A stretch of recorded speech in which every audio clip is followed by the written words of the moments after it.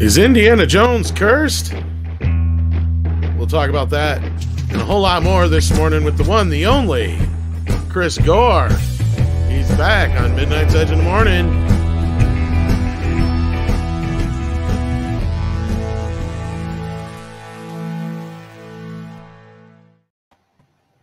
Good morning, everybody. And I just bumped everything, so I don't know if you can hear me. Okay. That was coming. I think it all sounds good. As long as it sounds good on your end. With me, as always, is that voice you hear is Andre. How you doing? I'm good, thank you. I'm certainly better than Harrison Ford. That's what it sounds like. And also with us, a guest we've had here before, but we're so happy to have back once again, the one, the only, Chris Gore. Hey, thanks for having me, Andre and Tom. Fun to be back. Always glad to have you here. And you've been ripping it up with these interviews you've got lately over here at Film Courage. You sent me one the other day and I checked it out. And a couple weeks ago, you had another one that was kind of making the rounds here. And yeah, and that's actually linked to in the description. So anyone wants to check that one out, the one that went kind of viral, just head on to the description and that's where you'll find it. So I'll share the link for this one in the chat here. But I want to tell you, it's a very interesting video. And you talk about how to go about how to and not to go about killing an iconic character. And you bring up some really great points about it and all that kind of stuff. So yeah, that's a really cool video. Is there anything you want to tell us about that video particularly, or anything else you got going on right now? Well, just that, like, the Film Courage folks, I really enjoy. They take deep dives, and a lot of it is for, content specifically geared towards film students or people that really, really are interested in being involved in the industry. And I just pointed out a real simple, like, this is how you do a death scene, especially of an iconic character, one being a good example, the death of, Spock in Star Trek II, The Wrath of Khan, which I think was handled with so much respect and love for that character. And then probably one of the worst deaths in cinema history in terms of how it was bungled, which was the death of Han Solo in The Force Awakens.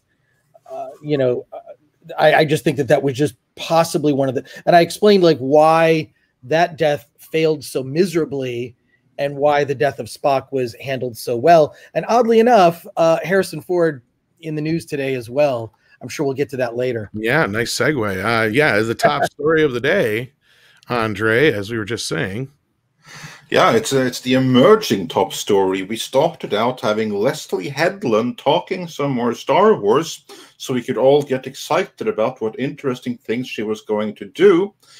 We had that plan, but yeah, that's now main topic number 2. Yeah. Because we got something much more interesting and much more breaking, literally breaking.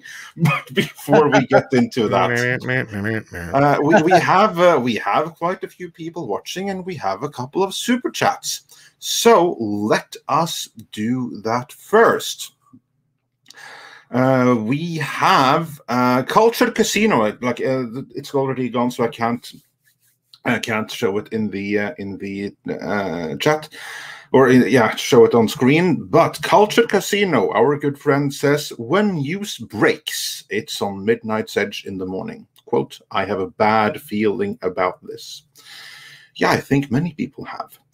And then our good friend Mike, the Mexican Iron Man, says for $9.99, hey, since Harrison Ford is down, let's support diversity and inclusion and send in Mexican Iron Man to save the day.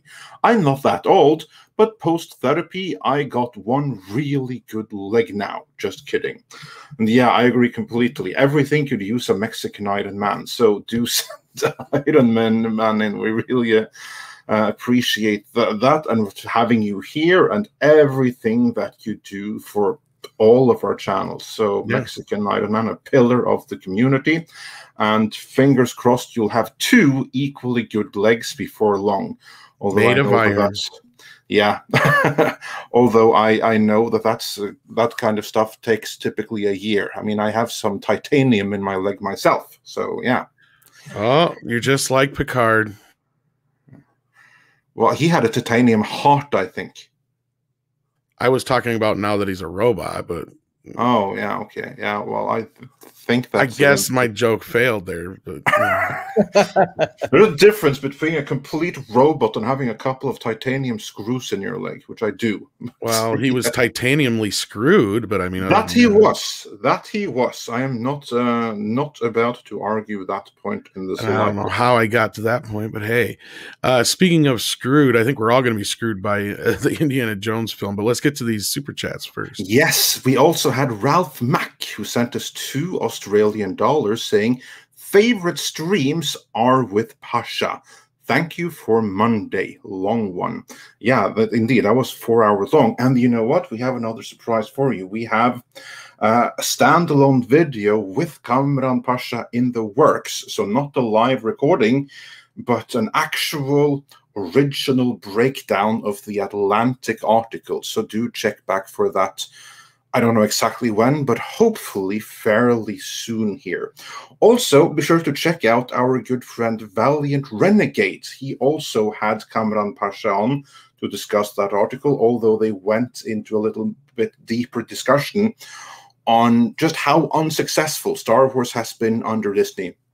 So go check that out too, say that we sent you, and give him a subscription along the way. Yeah, I'm sure it'll come up today at some point, maybe, Chris, but I don't know if you had a chance to see that yet. The Atlantic article where I did send it to you, but I don't know if you had a chance to go through it all yet. Oh, I read it yesterday. Yeah, it was. What I think is really interesting about it is that it's not new to us, right? Like, oh, right, yeah, it's like preaching to the choir, yeah. Yeah, no, we might have written it, but we didn't. That's the point. Yeah, that's true. It's not new to us. It's just interesting that now more mainstream outlets are reporting this. So that I think that's interesting. Andre, you brought that up before we even started the stream. So that's fascinating. It's sort of a more personal, first person account of someone's love of Star Wars and kind of where that has gone. I mean, I've often said to friends, I miss loving Star Wars. I don't any longer, even though I have tickets to Star Wars Celebration, and just I don't know why I would, I bought these tickets before The Rise of Skywalker even came out, but and I have no idea what that convention is going to be like. But that story in the Atlantic was really interesting. The other interesting part of it is that the title. Did you notice this? The title is different in the online version as opposed to the print version. What will be the print version of that story? Did you notice that? No, I only read the online version. Before we continue, Valiant Renegade says, good morning, folks. I don't think you were here, but we just gave you and your video a huge shout out. So everyone go check that out. But yeah, Chris, carry on. The difference between the online and the print versions. I wasn't aware there were any. Yeah. I don't have the print copy of The Atlantic. So yeah. If you go to the story, it just says the online title is different than the print title, which is very unusual. It seems like they're well aware that online titles need to be clickbaity, and they're at least being transparent about that. I just find that really interesting because the story is not as damning as it could be. It could be much worse because they could go into more detail about the financial decline of the property and the bungling in multiple arenas, and it's kind of a light criticism, but criticism nonetheless. Yeah, and we go through that criticism and why it is the way it is in our later video with Kamran Pasha, because yeah, you're right. The criticism is fairly tame compared to what it could have been. Still, that doesn't make it any less astounding when it essentially sets up and throws Kathleen Kennedy directly under the bus, which it did. First, it established a narrative. This is like my favorite part of it. First, the article established this is what Lucas did. And then it quotes Kathleen Kennedy as saying the complete opposite to what the article just said that Lucas did. And then it further says that what she's been doing is the entirely wrong way of doing it. So perfect entrapment right there. But before we move, I think you say you're muted, Chris. Oh, sorry about that. No, I don't know if you were saying anything or what. Yeah, I just got an email that the complete second season of Batwoman arrives on Blu-ray and DVD September 21st, 2021. Is anyone going to buy it? I was just going to say, them are going to be the most expensive coasters ever. Well, I mean, didn't Warner Brothers announce that they will no longer produce physical media post 2024? No, that's pointless to do that one. No, well, that I don't know. I was going to say, honestly, I haven't seen that. That's kind of news to me if that's the case. I know they just combined with Universal recently, which was a big deal because that's how, I was familiar with a lot of people that I know through that areas. The video portion of it, as I pointed out, was Warner was independent the whole entire time. They were the only ones that didn't go through any of the dealers, and you had to deal with Warner Brothers direct. And the fact that they are quitting distribution like that, and the manufacturing side of things, I mean, I don't know exactly how they've even been doing that the last few years. To me, I thought that was a pretty big deal. And yeah, I didn't know that they had announced it by 2024, or there was something out there that had insinuated that. That's news to me. Yeah, that's my understanding. So, I mean, physical media just sells less and less and less. And even your top selling DVDs and Blu-rays, the numbers are shockingly low, like 600. Very true. But we have an issue in the U.S. along with a lot of other places outside of the U.S. where, high-speed internet still isn't available. And I think the streaming services have learned that along with a few other things the last few years. But you're not wrong. You're not wrong. Physical media sales have gone pretty much in the dumper. True. Because of streaming. So, yeah. True. Yeah. They think within the next 4 years, though, that people are going to have fast enough internet, I guess was my question. But, yeah. Yeah. Before we move on with the super chats and on to the first main story, namely Harrison Ford being in an accident on set again, Dragon Master 360 wonders, Chris Gore, what are your thoughts on DHMIS? I have no clue what that is, so I hope that you do. I actually don't have any clue what DHMIS is. Okay, chat, we need clarity on DHMIS. I can look that up even. I get Don't Hug Me, I'm Scared. I think that's it. It's a TV show from 2011, and I don't think that's right. DMA. Don't Hug Me, I'm Scared. That's a real thing. Yeah, that's what I'm saying. That's the only thing I get coming up. So, DHMS. Why am I drawing a blank here? And of course, we got the stupid delay.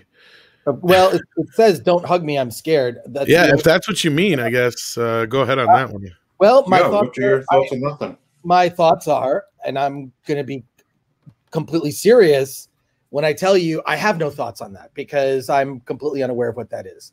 So, but thank you, Dragon Master 360, for your question. I have no opinion on that. Is that what you meant, Dragon Master? I see him in the chat now. Let us know, because if not, same here. This is the first I've ever heard of this show. Oh, I guess it is. Okay. We apologize. I have to add to what Chris said and said, this is the first time ever hearing about it. So, I'm not aware of it or what it's about. We'd have to have some time to check it out to give you an opinion. So we apologize for that. And I'm assuming Andre has never heard of it either, or he would have been, I know what it is. No, okay. I can guess based on, is it a series? Is it like a... It's like from the look of it, is like a kid's series almost. Okay, never heard of it, but it sounds very with the times. It sounds very 2020 appropriate. Or it's a Muppet, like a puppet show kind of series. It looks it looks like a show that MTV had on back. Let me. It looks like a show that MTV had on back in the day called Wonder Chosen. Do you remember Wonder Chosen? They only did a couple seasons of it, and it was basically a comedy series with puppets, supposedly geared towards children, but dealt with very adult themes and politics, but in a funny way. So it was like, it definitely wasn't for children. It looked very similar to Wonder Chosen. You can look that up. I mean, looking at it, I can't really tell if it's it's interesting looking though. So yeah, it's definitely something to check out. Thanks for the recommendation, I guess. Yeah, I guess. And also speaking of thank you, let's welcome MB as a channel member. So thanks for that and welcome. Hope you'll be enjoying all the cool content. And then get back to the super chats. We can start the main story. Spider Unlimited says for $9.99. Thank you so much. I came for favorite character Leslie Headland only to see updates of injury. Did Leslie visit the set of Indy and knock Harrison out with her jaw with the turn of her head breaking his hip? And Spider is, of course, referring to originally this dream was all about Leslie Headland. That is now the second main story. So we'll still get into Leslie Headland. But before then, we'll get into Harrison Ford, who may or may not have been injured by Leslie Headland turning her head around. And I guess a few people are familiar with that show in the chat, and I think Ironcaster called it Nightmare Fuel. Okay. Well, it did kind of sound like that. And then we got popcorn super stickers from both Gran Wazoo 42 and Durao On for €1.49 each. So thanks for that. And says, hello, gents. Hello, everyone. I hope Ford gets better soon. Can't get enough of him. And yes, indeed, we hope so. But at this rate, ActionCom says they're trying to work this guy until he falls apart into little pieces. Yeah, I mean, Harrison Ford and Lucasfilm and injuries the past decade have been an exceedingly bad combination. Well, I'll get into that momentarily. First, Twiggy McStumpwhistle says, I hope they have super talented Anthony Ingruber playing younger versions of Indiana Jones in the flashback scenes. He is the spitting image of Ford. We should be so lucky. And Chamu81 says for $5 New Zealand dollars, Harrison should just throw it in. He is too old for the role of Indy now, and as a fan, I am concerned for him. And evidently not without reason. And Captain Spire says for $2, and God said, Harrison, stop indie movies, my dude. And yeah, with that, let us get into the first main story of the day. Namely, Harrison Ford having another accident. Actually, not on set. Tom, do you have the story here, or shall I bring it up? I was working on it, but yeah. I can bring it up. I was gonna say, I know there was a variety version of it here too. I'll grab the Deadline one here. Yeah, that's the original one. Okay. I was gonna make the joke, but the chat already did about how he seems to injure himself on every production lately, huh? I'm starting to think this is Harrison doing this. Could it be that it's a sign? But Anyway, let's first go through the story and then give our takes on it. This was first reported by Deadline Hollywood, and they say Harrison Ford injures shoulder rehearsing Indiana Jones 5 fight scene. Production to shoot around recovery. Exclusive. Harrison Ford hurt himself rehearsing a fight scene in Indiana Jones 5. Sources tell Deadline. The extent of his injury wasn't immediately known, but it involves his shoulder. Director James Mangold will continue to shoot around him while the appropriate course of treatment is evaluated. The filming schedule will be reconfigured as needed in the coming weeks. Disney has set a Lucasfilm action thriller for July 29th, 2022 release. Production, blah, blah, blah, blah. Nobody cares. Oh, here. Just got the statement from Disney. In the course of rehearsing for a fight scene, Harrison Ford sustained an injury involving his shoulder. Production will continue while the appropriate course of treatment is evaluated, and the filming schedule will be reconfigured as needed in the coming weeks. And then, of course, they reminded everyone of what we're all thinking about. Ford suffered a serious injury when his leg was broken by a hydraulic door in a freak accident on the set of the Millennium Falcon spaceship while reprising Han Solo in Star Wars The Force Awakens in June of 2014. Let's hope this injury is by comparison a momentary setback for Ford, who at age 78 is in remarkable shape. Yeah, okay, so let's get into it. Here is then all the information which is currently known. That he has injured his shoulder, not during actual shooting, but during rehearsal. We do not know the nature or the extent of the injury, but it evidently needs some kind of long-term treatment. And they have to reconfigure the shooting schedule, but it was pretty clear that they do not know yet to which extent. Gentlemen, your thoughts on this? And first, I want to hear from our esteemed guest, Mr. Chris Gore. What are your first thoughts on this? Well, thanks, Andre. Number one, I mean, this could have been predicted. I mean, based on his age, based on how physically demanding the Indiana Jones role is, far more physically demanding than Han Solo, right? Who can sit in the cockpit of the Millennium Falcon and kind of chill out. Indiana Jones, far more physically demanding role. It's the fact that this happened in, during rehearsals. I'm sure he was rehearsing some stunts and fight scenes and whatnot. I mean, look, that just speaks to his age, right? So I don't think this is a surprise to anyone, but what's also disappointing is the fact that I think it's a bad omen, because when you look at the results of The Force Awakens and what that turned out to be, that film, which was a disappointment to me.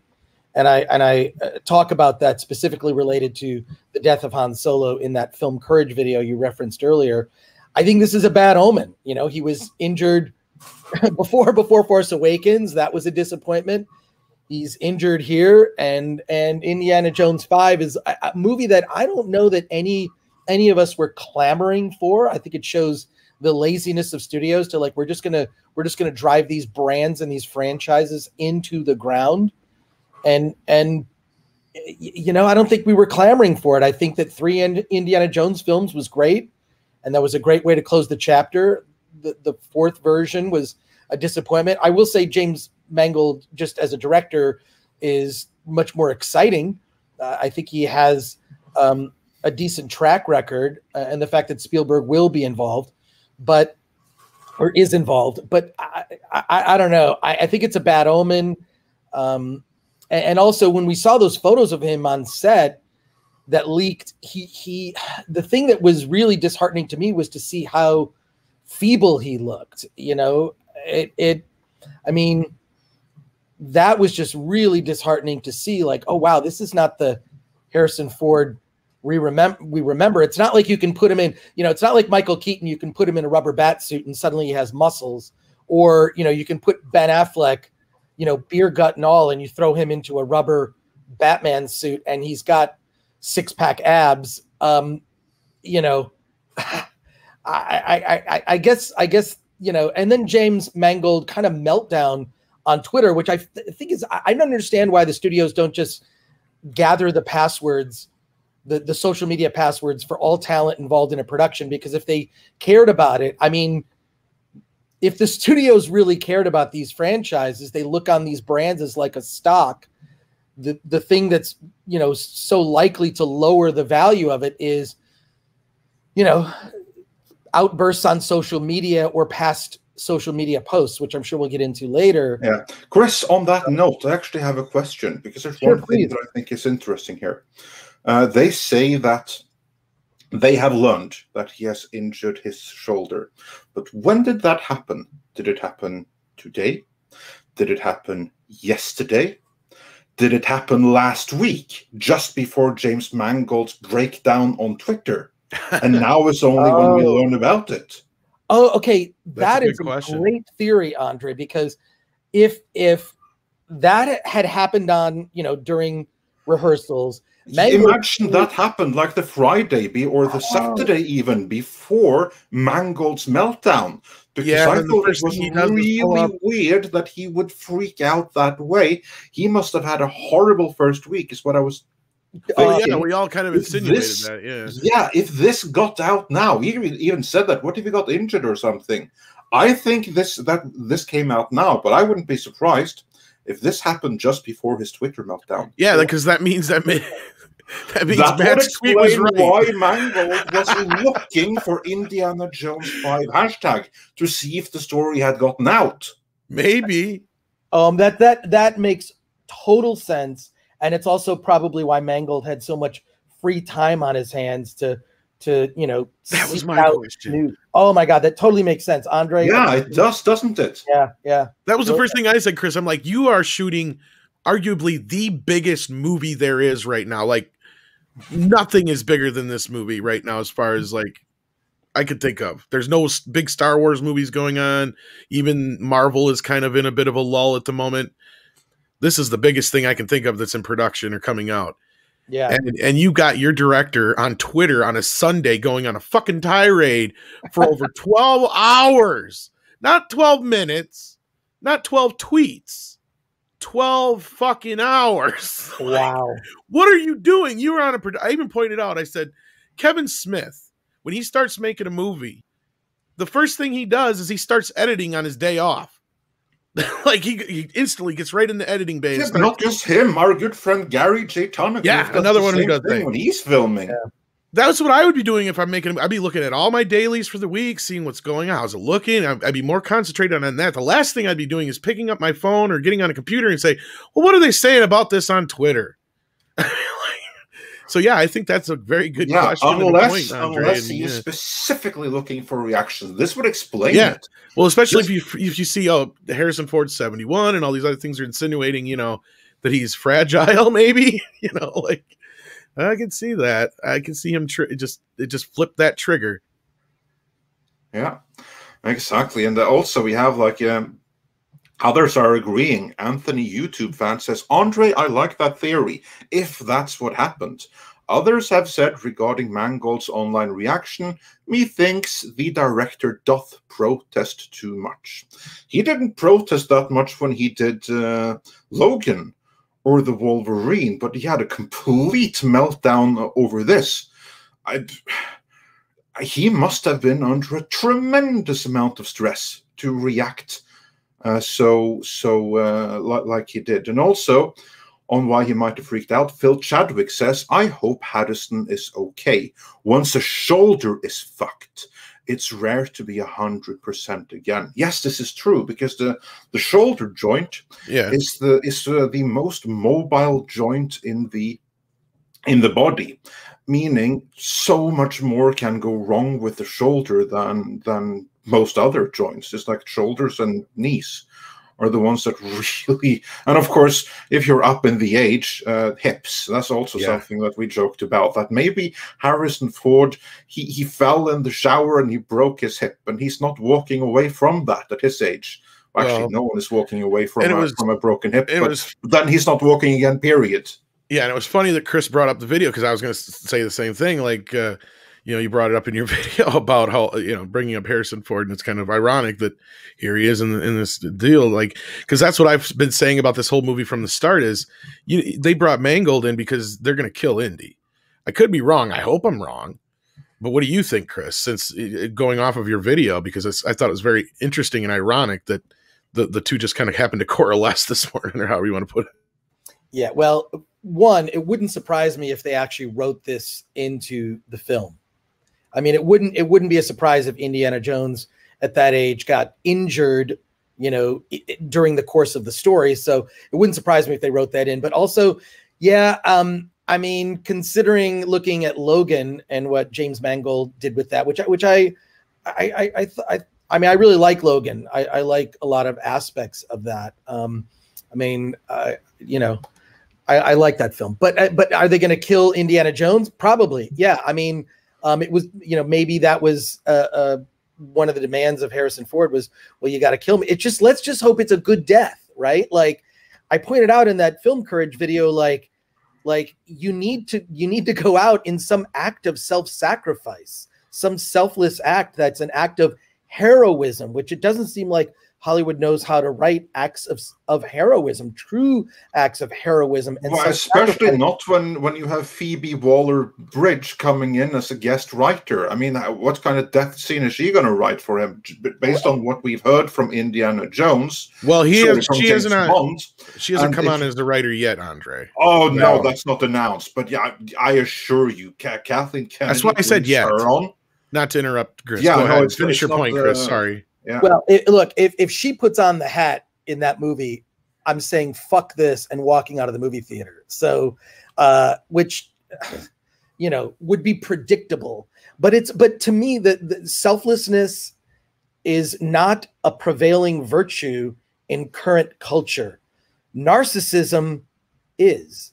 So this is why I feel that there's a profound inability of writers today to be able to write heroism, true heroism, because the virtue just does not exist. I mean, this is, especially looking at these recent Disney Plus series, I don't know what they're for. I think last time when I was on, we were talking about that they're kind of like those prequel comics where nothing of consequence occurs and it's just filler to sell a prequel comic to, the official movie adaptation comic. But this thing, I can totally see them killing off Indiana Jones.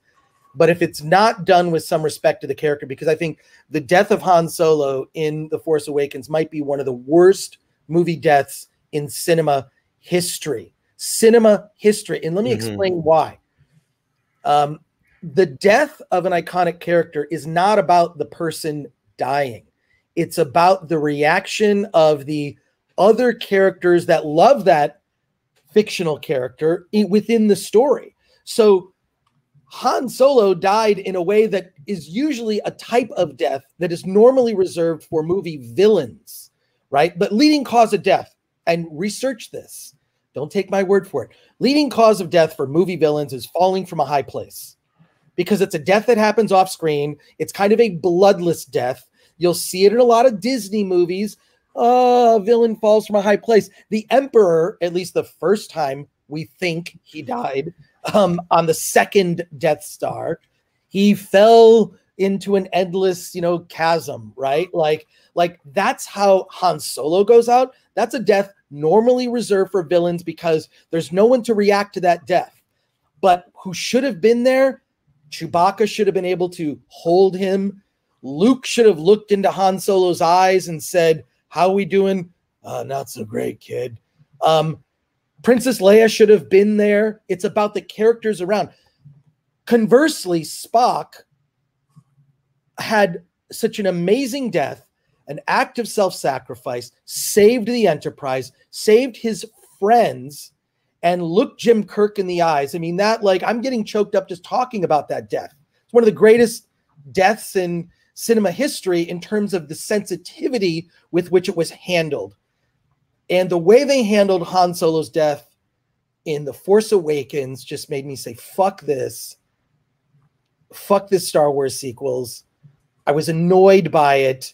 And just like, it was pointless. So I'm sorry for this rant. I get angry about it. I see the potential of what that death could have been. No, go ahead, finish. Sorry, my bad. Sorry. No, please. I was gonna say, like, you hit all the points I wanted you to hit, and that's why I brought up the video, and I'm so glad you did. Is these topics just seem to kind of head on today, and I'm so glad that you sent that to me, because it rang into or I don't know the word I'm looking for. It fed into so much of what we're gonna be, what we have been discussing so far about Indiana Jones, and I believe you're right. I think that he was given one of the worst send-offs in the world. And it's a little bit different here because Han Solo, like you said, is one character among many. This is the James Bond. This is the Robin Hood. This is it's Indiana Jones. So I think this is even a bigger deal than that. And I agree with 110% with what you said. And not only that, we have a great example in The Wrath of Khan, in that you have the way the death was done in the original film and how perfect it was, and how you felt that emptiness of Spock at the end of the movie, especially when Kirk is sitting here and goes, and of all my journeys, all the souls I met, his was the most. You know, that whole, that I mean, there's people who probably missed up just thinking about that right now in the chat. I guarantee you. They're going to be like, oh, my eyes are sweating and shit in the chat you watch. Then you compare that to what they did in Into Darkness, and that is just unwatchable. Go ahead. It was meaningless, and he was brought back, you know, a scene later. I mean, look, in 1982, I saw that film in a theater. You know, I was a kid at the time and bawled my eyes out because I grew up watching the original series of Star Trek with my father, and seeing that death. And I must have seen that like 8 or 9 times in the theater, saw it again with my dad. I mean, it was just like, it's such an incredible death. They even had a funeral for Spock in the movie, in which the other characters had their opportunity to react to a death. They blew it. I mean, they didn't even have a funeral for Han Solo. I mean, Princess Leia hugs this girl she just met, doesn't hug Chewbacca, who was asleep at the wheel making these Star Wars sequels. I mean, it's angering to me that the Star Wars sequels will probably be the greatest missed opportunity in cinema history, the most bungled franchise. And the fact that this Galaxy's Edge BS is, I wrote an article about it actually, of like, on the film thread, it's like the 5 ways they can improve Galaxy's Edge. But I mean, the number one, and I know about, because I know some people in the amusement industry, I know some inside secrets of exactly what was supposed to happen and what was originally envisioned. And it's just disheartening. The arrogance and the hubris around, like, we're going to make these sequel characters so popular, but you don't give a correct send-off. I mean, even George Lucas had the foresight. He had the foresight to consult a child psychologist when he was working on the story, working out the story beats for The Empire Strikes Back. And he was working on the story beats and like, well, what if I take the main villain and make him the father of the hero, right? He consulted a child psychologist to see how are kids going to be affected by that. That's the level of sensitivity. That's how deeply George Lucas thought about the choices, the maiden choices he was making about the story. And another thing to keep in mind, and a lot of people don't bring this up, and you can read about this in The Secret History of Star Wars. When he designed that fight between Darth Vader and Luke Skywalker in The Empire Strikes Back, he knew that the audience knew you're not going to kill off the main character. So there's no tension in that fight. That's why none of the fight scenes between Rey and Kylo Ren have any resonance or tension, because they're not going to kill either of them off, right? So it's sort of meaningless. So what Lucas did is he made it, well, it's not about Luke winning or losing the fight. It's about whether Darth Vader can seduce Luke to the dark side, which the audience would believe that that's possible. So just so much more thought went into this, the original Star Wars films. And there was so much tinkering with the sequels, and the fact that it's come out, no surprise to us that there was no plan. God, I'm sorry, I'm on a rant, but these things make me angry at, you know, in my imagination, how much better things could have been. And I imagine everyone in the chat right now is thinking, you know, imagine in their heads, especially if you were a kid growing up with Star Wars and you actually played with Star Wars toys. This was at a time when I bought Star Wars toys. We didn't keep them in the box. That's why when you find old Star Wars toys for sale at yard sales, they're covered in dirt. I still have my old die-cast Millennium Falcon. It has the original dirt. I never cleaned it. It's covered in dirt. It's garbage. I mean, that's so cool about that universe, right? But in our heads, we made up adventures that ended up being probably better in our mind's eye than the Star Wars sequels certainly turned out to be. So these things are very upsetting, and I think we're all dreading that Indiana Jones will be treated with the same disrespect that Han Solo was treated with. And I don't know that they've learned the lessons. Has Lucasfilm, Kathleen Kennedy, has she learned any lessons about her audience? And I would say that based on how fans have been treated, fans who have legitimate beefs, you know, I'm talking about the whispers of the fandom menace and the so many of the cast of characters who talk about these things, legitimate criticisms, and they vilified fans. I don't understand that. I don't understand. Domino's Pizza doesn't say you suck, customers, because you don't like our pizza. In fact, they even did an ad campaign about it where they talked about, our pizza sucks, we're going to make it better. Yeah. I may have mentioned this before, but I'm sorry to dominate the conversation here. No, Chris, I'm going to tell you this right now, Chris. This is one thing. In our house, we put the rules on the fridge, and it says Chris Gore should not apologize for any rants. Well, I'm pissed about this stuff because I see that any one of us as fans, and this is what concerns me. I do think you have to love something to sell it, to be a part of it, to be passionate about it. And having been fortunate enough to visit Skywalker Ranch and meeting some of the people at ILM, I became friends with some people who work there. There's no one that works there that doesn't love Star Wars. I'm not sure the same can be said of people at the executive level, that they love this, that the level of respect for this is not given. So anyways, you're right. You're 100. Not only do they not know this stuff, they don't understand it, and they don't understand why the fans enjoy it. And in that is their biggest fallacy, because they don't get it. To them, this is just a stupid thing, and these people are just buying plastic. So what the fuck's the big deal? No, they don't get that. Luke Skywalker got somebody through cancer. Yeah. Indiana Jones was the guy that got that person in the chat. I don't even know who you are, but I know you're out there.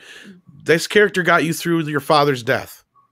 There's so many things that these characters do for us, and these worlds do. Star Trek is one that I've heard so many stories of how Star Trek has changed people's lives. Yeah. And these people that are behind these things, Kathleen Kennedy, a lot of those, they don't get it. They don't care. Yeah. To them, it's product, or that word. I hate this word. It's a dirty word. We use it, and I know why it's being used. The word content, right? Content is something. This is why so much of entertainment that we see now, it's either imbued with agenda, and no one likes to be lectured to. I don't think any of us like to be lectured to. I enjoy listening to different ideas and opinions, and I'm perfectly capable of coming to my own conclusions about things based on my upbringing and my personal experiences, right? But so much of things today exist in the realm of content, meaning it's material that's created to fill a time slot. We have to have something new opening in theaters, so we get something like a Cruella, right? Or something new has to be on Netflix every week, and that's why so much of entertainment today is just okay. It's like, yeah, that was okay. Life-changing?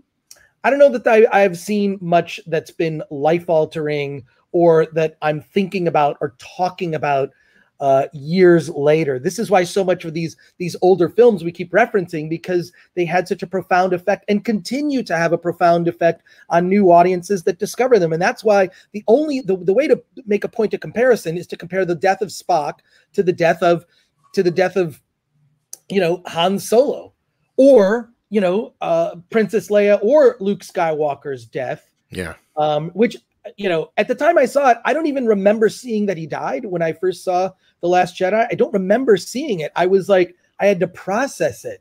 I just, we could go on a whole rant about that, but because Harrison Ford is in the news, I think it's important. If he goes out in a bad way in Indiana Jones 5, I mean, that's it. I don't understand why this is not discussed. Who in these boardrooms, what are they talking about? and they don't listen. There's got to be some sober-minded voices in those rooms. I think it's because the people that reach those levels are climbers, the kind of people that I have met in Hollywood that are the types, and Kamran has probably more insight into this than I, but it's you see the personality of someone who's a climber. They want to be in a position, and I knew some people in Lucasfilm, and this is like before Force Awakens even opened. And I knew people who worked peripherally in there in different departments. They were saying that these movies are not going to be very good based on the people that were at the highest levels, because they didn't have. That's why, like, you look at George Lucas, right? Like, George Lucas does not get enough credit, right? And I think that him being he was probably in his best creative seat when he was, executive producer of The Empire Strikes Back and took out a bank loan to make that movie, right? So he owned it because he owned the Star Wars sequels, and had the foresight even to have a Star Wars sequel written, almost before the first Star Wars movie came out, with Enter the Mind's Eye, and the novelization by Alan Dean Foster. A fun read, actually, but that was intended to be a low-budget indie sequel to Star Wars if the movie bombed in theaters. This is how committed George Lucas was. This is why that sort of, it's a rare brain that can be creative and business-minded. That's George Lucas, that's Spielberg, and I fear we will never see a creative mind like that again. I don't know where it's going to come from with the type of budget. I think there's a clear splintering when it comes to ideology. Oh yes, shameless plug. Midnight. I didn't know you had an interview with Alan Dean. Yeah, we do. Amazing. That's amazing. He did a documentary. We do. It has like oh my god, I gotta watch 300,000 views or something like ridiculous. Oh my god, a version of it. I love Alan Dean Foster, but I think that we're just the husks of these franchises are just being eaten away, just sort of left in the desert, the sort of last pieces of meat of these, franchises. I mean, does anyone care about Star Wars anymore? I don't know. Announce the Adventures of Luke Skywalker series, or let's see Darth, when you look at like the popular Star Wars characters, Darth Vader is at the top along with Han Solo, and they blew it. There should have been a Darth Vader series. Yes, they're doing the Obi-Wan series. I hope that's in some ways a backdoor series to let's find out how Darth Vader became a badass. Let's see Darth Vader hunting the last of the Jedi and hunting Obi-Wan. And that's the Star Wars series I want. Yes. Just saying. Let's see some other lightsaber battle saying, if you ever leave this planet, I will kill you. You stay on Tatooine, my home, the place where my mother died. And if you ever leave this planet, I will kill you. I will end you. And give some motivation for Obi-Wan to somehow seek out some sort of spiritual journey to become more powerful than you could possibly imagine. There's got to be some more motivation for that. I think that the prequels, I wish he had become Darth Vader in the middle of the second movie. I have my issues with the prequels, but the prequels I think have aged better than the sequels ever will. The sequels just, I think, get worse in hindsight, and the prequels get better. Which is why I recommend, because of the sequels. That's the whole thing. Exactly. Because of the sequels, the prequels look pretty damn good. But and I'll throw in a recommendation. I probably did this last time. Is a movie called The Prequels Strike Back, which is a really good documentary about the Star Wars prequels. Anyways, Tom, Andre, look, you're going to get a rant if I'm on.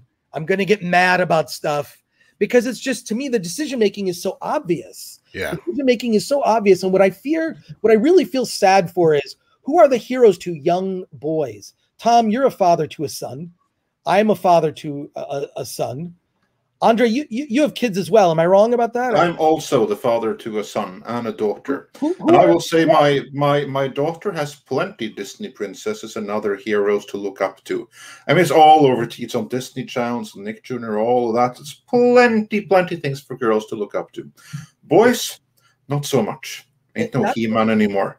Not in new entertainment. So I look at this generation. I'm like, where are young men? who are going to be their idols and heroes. Certainly not in the realm of pop culture and media. You know, so you know, look, I was lucky. I grew up in an era where I had great movie and television heroes. Jim Kirk, as played by William Shatner, amazing. You know, Luke Skywalker was. I remember the. You know, we're kind of spoiled today because these things come out quicker, but that 3 years was the longest wait of my life between The Empire Strikes Back and Return of the Jedi, which I remember. I don't know. I was a Bantha Tracks subscriber at the time. I'm sure you can find Bantha Tracks as PDFs online somewhere, but those first stills that came out of Luke Skywalker dressed in all black blew my mind. I mean, my imagination soared. I read the comics and anything that was out there about Star Wars. And Luke Skywalker was just, I mean, that's all I could think about for those 3 years was how is this going to be resolved? You can't kill your own father. And so let's kick off the Star Wars sequel, the first one, with, you know, Kylo Ren killing off his father for what? So he can be fully the dark side. Oh my God. What a horribly planned, I can't believe I put my faith in the creatives behind that, thinking, well, by the third movie, all of this will have some meaning. It's utterly meaningless. And it's just made me not like Star Wars. Yeah. So I don't even know why I'm going to Star Wars Celebration. And especially because the continued efforts, the Lucasfilms seem to be centered around, you know, fracturing fandom. Yeah, why are you going to Star Wars Celebration? That's what I bought the tickets. I bought the tickets before I know Skywalker even came out. I've been to almost every Star Wars Celebration. Sometimes, you know, I would do a podcast there. I would appear on other podcasts. They have like a podcast track. And so at the time I had this other podcast and I, you know, just would have Star Wars fans that we'd talk about, you know, collecting or just whatever. It was fun. It was just, look, I like to go there because I like to drink at the bar with the 501st. That's what I like to do. And I like to check out like bootleg Star Wars merch, right? Not the official stuff. So the bootleg stuff tends to be more creative because it's done by fans. That's why bootleg Star Wars stuff. Look up, there's great Star Wars stuff on Etsy. You can find it. Not going to funnel my money to Lucasfilm or Disney any longer. But yeah, so Star Wars Celebration, I don't know why and then they moved it again. Now it's in May in Anaheim. And I'm glad conventions are back, you know, and will be by the end of the year. You've got LA Comic-Con and San Diego Comic-Con by the end of this year, full in-person events. But I don't know why, you know, I bought the tickets. I don't know. It's going to feel more like a funeral than a convention. And I wonder how many people will be dressed in cosplay as Cara Dune. I wonder how many people pay attention enough to social media to know that there might be people upset that someone is dressed as Cara Dune. But I think you're going to see that, like, Welcome to the Rebellion. That shirt is going to be a lot of people wearing that shirt. I got one. Yeah, a lot of people wearing that shirt at Star Wars Celebration. I foresee that, or some sort of alternate con, right? Like, con. Well, con in the sense of like Trek. You know, never know. You know, Con. I don't know, like some sort of meetup. Regular Comic Cons. Yeah, I don't know if you've been to the Tom or Andre, if you've been to any of the conventions, either WonderCon or Star Wars Celebration at the Anaheim Convention Center, but there's this unofficial place. There's a fountain right in the front of WonderCon, and it's where they have photographers, and there will be unofficial, like, okay, we're the 501st. It's going to be a Star Wars meetup, and then everyone in Star Wars cosplay gets up there, and we're like, only stormtroopers, yay! And then it's very fun. Then it's like, okay, only people dressed as Princess Leia, and there'll be like 50 women dressed in various incarnations of Princess Leia, you know, or Padme. It's awesome, you know, and it's unofficial, and I just wonder what that scene will be like. And I wonder, you know, it's very easy to have that keyboard courage and be cruel to people you've never met online and bully them. And I just wonder, I don't know if I will see that in real life. If those bullies are people really going to be bullying other people for the things that they love, Cara Dune being among them, you know, because Cara Dune, very popular character. I think because she is not a typical Gina Carano's body is not. I mean, look, she's a fighter, right? So she has a body like a fighter, and I think that and she's also as legit. You believe when she's fighting someone, she can take them out. She's tough lady. Watch, I mean, plenty of footage online. I just wonder, there are people that are just going to be completely unaware that of what has happened, right? People that don't, normies that don't pay as much attention to this kind of news or social media drama. I don't know. So I'm concerned about what Star Wars Celebration will be, and if there might even be some rules enforced about certain types of things you can and cannot wear, like they do at Disneyland, right? That'll be very interesting, and I'll be interested to hear about that from some people. But yeah, like you brought up a movie about the prequels before. Yes, it's called The Prequels Strike Back. I don't know where the sound effect that's supposed to accompany that is, but Chris recommends. It's the Prequel Strike Back is an amazing documentary made by a guy from Texas. He was very young, single-digit age when the prequels came out, and loved them as a kid, and then grew up and discovered the internet as a teenager and couldn't believe that people did not like the prequels. It's sort of a defense of the prequels, and it gave me a newfound appreciation of the prequels. And no surprise, I'm not saying this because I'm actually in the documentary, and yes, I do a rant. There is a rant that is in that documentary. And it's also a great counter. I haven't seen it yet, but from what I think you were telling me before, it was kind of a pretty good counter to the documentary before, The People versus George Lucas. Right, which I was also in, and yeah, also ironically. Yeah, but yeah, no, I mean, those are, in fact, I strongly recommend you see both of those films, The People versus George Lucas. I mean, it's People versus George Lucas is, first of all, the title is very incendiary. I mean, it's meant to provoke a reaction, but it's truly a love letter to George Lucas. It's a love letter to George Lucas, that movie at the end, right? Like, so I would encourage people to seek out both of those films. There's very few documentaries that I watch several times, and the People versus George Lucas is one that I have a couple times now watched. So if that tells you anything, and I want to check out the one about the prequels as well. So thanks for your recommendation. Yeah, indeed. And also on the topic of your rant, we actually got some super chats that I just want to highlight. HyperGyver2 says, Chris, I understand your anger. These were my childhood heroes and are the reason why I didn't off myself in 1994. These characters were my life. Now there is nothing but burning rage left.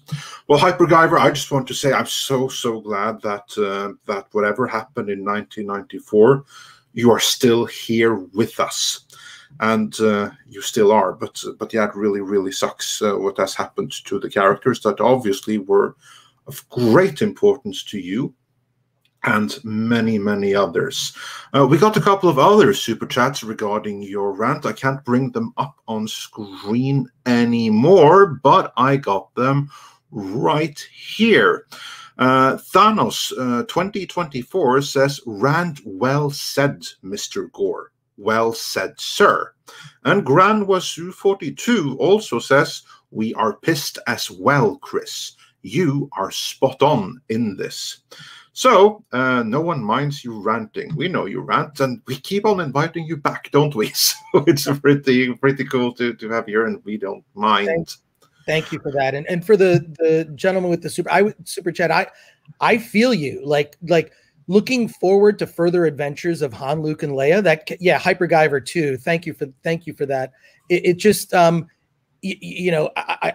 feel that. I feel it's upsetting. I mean, I remember as a kid that 3-year wait between Empire and Jedi. I remember being paranoid that what if something happened to Mark Hamill, the actor, right? I mean, what if some tragedy befell him and he somehow passed away in some accident? How would they finish Star Wars? I mean, I remember having those thoughts as a kid, and it that got me through school thinking about, like, you know, I'm going to get to see another Star Wars movie, right?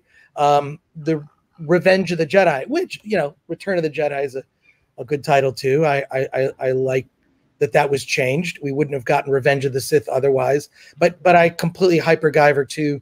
I feel you, man. I feel you so much. Yeah. Thank you. And we got Yellow Flash 2 in the chat. So hail to you, and everyone check out Yellow Flash's 2's channel. We actually were on a live stream with him this weekend, so see if you can check that out as well. I think Tom By was. the way, Yellow Flash, minutes. I think Andre's got a crush on you, and not because of that, but he was talking about your videos like before, like all the time. It's all he ever talks about is Yellow Flash. You know, it's one of my afternoon routines, picking out Yellow Flash's morning video. I figured out what one of Andre's afternoon stories was. Now it's you. I call it that's what the soaps were called by my grandma back in the day. That's I'm watching my afternoon story. Shut up, you kids. Yeah, exactly. It's like when my grandfather would tell us all to be quiet now, we're watching the news. Like, yeah, exactly. Yeah. Exactly. Yeah. We have a couple of more super chats on the topic on screen. I want to get through them before we move on. Also, I want to welcome a couple of new members. In addition to James B., MB became a new member, and so did Carries. So welcome to all of you. And Edgelord, or Carries became an Edgelord even, meaning some very cool additional perks. So we'll have some very, very cool stuff for you in addition to what's already up there very soon. I think we're due for a members stream here soon. I got to get something done on meat as well. Somebody mentioned the refrigerator that I put the rules on. Yes, we have a refrigerator in the office, but it's full of mead. And as you know, you can't drink until after 5 p.m. So, yeah, check us out every Tuesday and Thursday on 5 p.m. on mead. So there you go. Yeah. Talk about that plug. Hey. Nice. And then Stephen Otten says, hail Andre, Tom, Chris, Wrenches, and everyone in the chat. Hoping Mr. Ford is on the mend and that the Warner Brothers story is not true. Which Warner Brothers story would that be? Let me see. I am not news to me about a Warner Brothers story. But yeah, we all hope that that Mr. Ford is on the mend. Like, no one is happy to see him injured, and especially since that has happened quite a few times before. Stephanie Janisek, Smuggler's Cantina, points out he had an airplane roll up on his knee, and Raiders a Lost Ark, for your information. I think he's been hurt on almost every movie he's been in. Almost, I'm serious. I think he does it for the weed. At this point. He does it on purpose. Well, if he deliberately goes and breaks his leg in his 70s, that better be some killer weed. I'll tell you that. There's people who have fetishes like that. I'm not even going to get into this crap. I'm just saying. And we've got several new members. Yeah, we all saw that Cronenberg movie. Let's not bring that up again. Tina Bohan is now a member of the channel. Thank you so much, Tina. And welcome. Yeah, and welcome.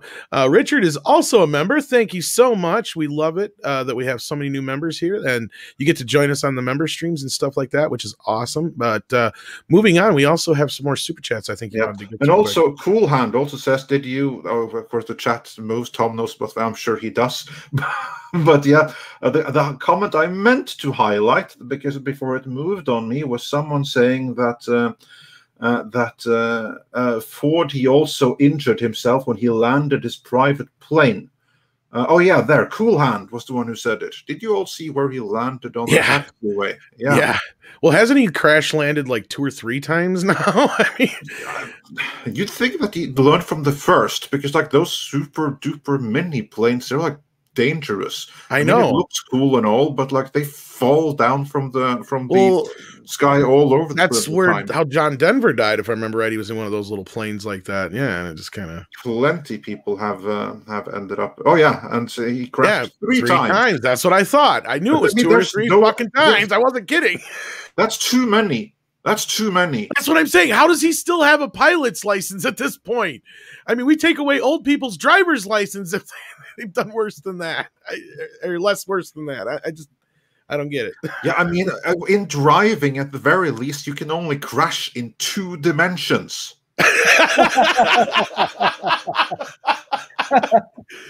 He's like, here, hold my whip. And furthermore than that, like, before we move on, I just want to say, like, people driving, yeah, not only can you only crash in 2 dimensions, if you like steer off the road, then you'll be fine. But again, Harrison Ford, like, there you are playing golf, and suddenly Harrison Ford comes and lands on top of you. Like, yeah. Script Doctor's right, though. He has a pilot license because he keeps walking away, I guess. But I mean, dude, is he starting to think that his movies are fucking documentaries?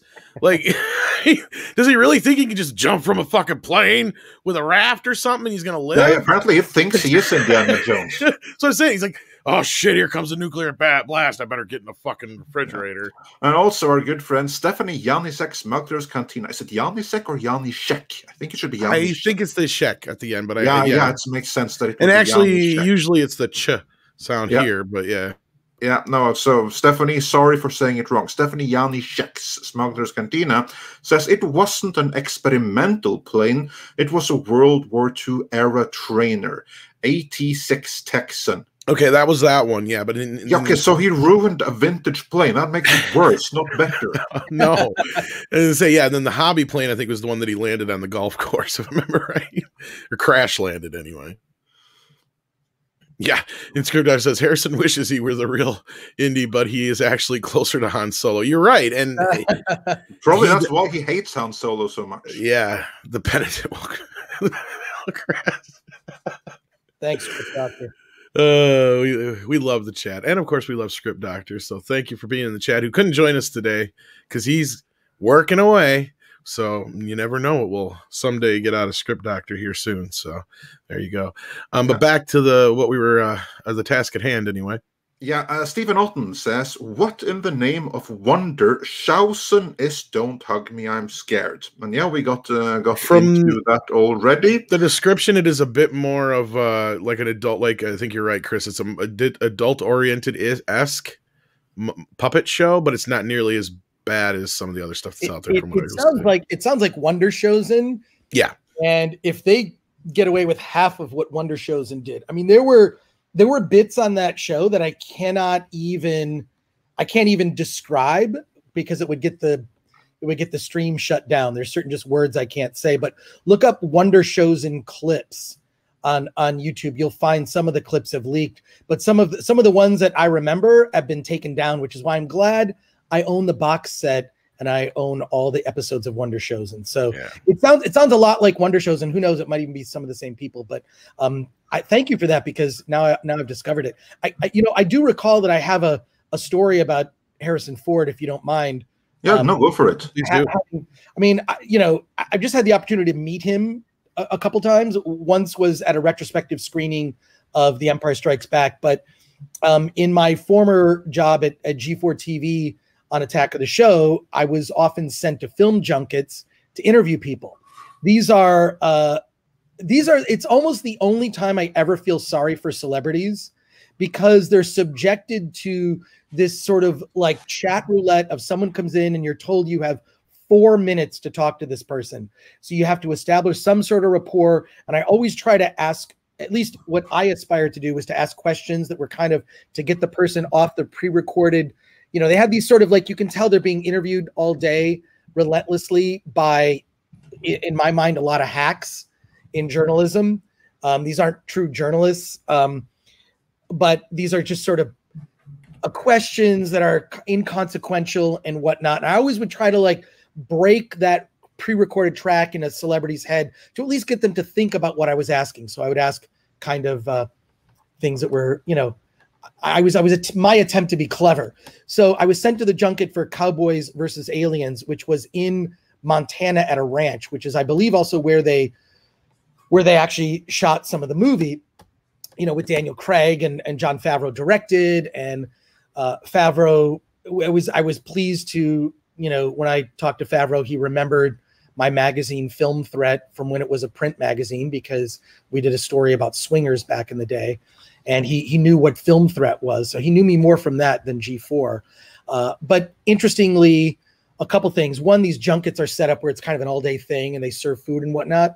Harrison Ford, by the way, flew in a plane on his own and flew to the junket of his own accord, which was impressive. The second thing was everyone broke for lunch at a certain time. There's a long line of people and they're serving tacos and whatnot. And what does Harrison Ford do? He gets in the very back of the line, no celebrity airs about him whatsoever, and waits his turn. And that kind of blew my mind. Like a celebrity of his stature getting in the back of the line where there's, you know, just everybody. I thought that showed so much class and whatnot. And then you might be able to find my interview with him online somewhere. Look up Cowboys versus Aliens. Maybe someone posted it, but I got to interview Harrison. I asked him some basic questions about, you know, the movie, but then I got to a certain point and I just want to say, Mr. Ford, I love you. And then he looked at me and he says, well, you know, I appreciate that fans care about what I do. And I stopped him for a second. I said, no, I thought you were going to say, I know. And then Harrison Ford says, wait, ask me again. I said, okay. I said, Mr. Ford, I love you. And he looks at me and says, I know. It was awesome. I was like, it was the greatest thing. I mean, it made it on air on Attack of the Show, which was fun. But you know,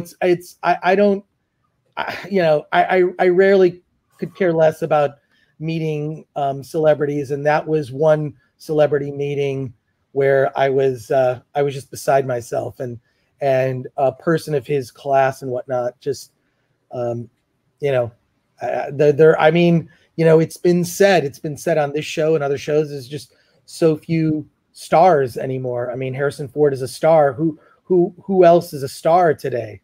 You know, real star.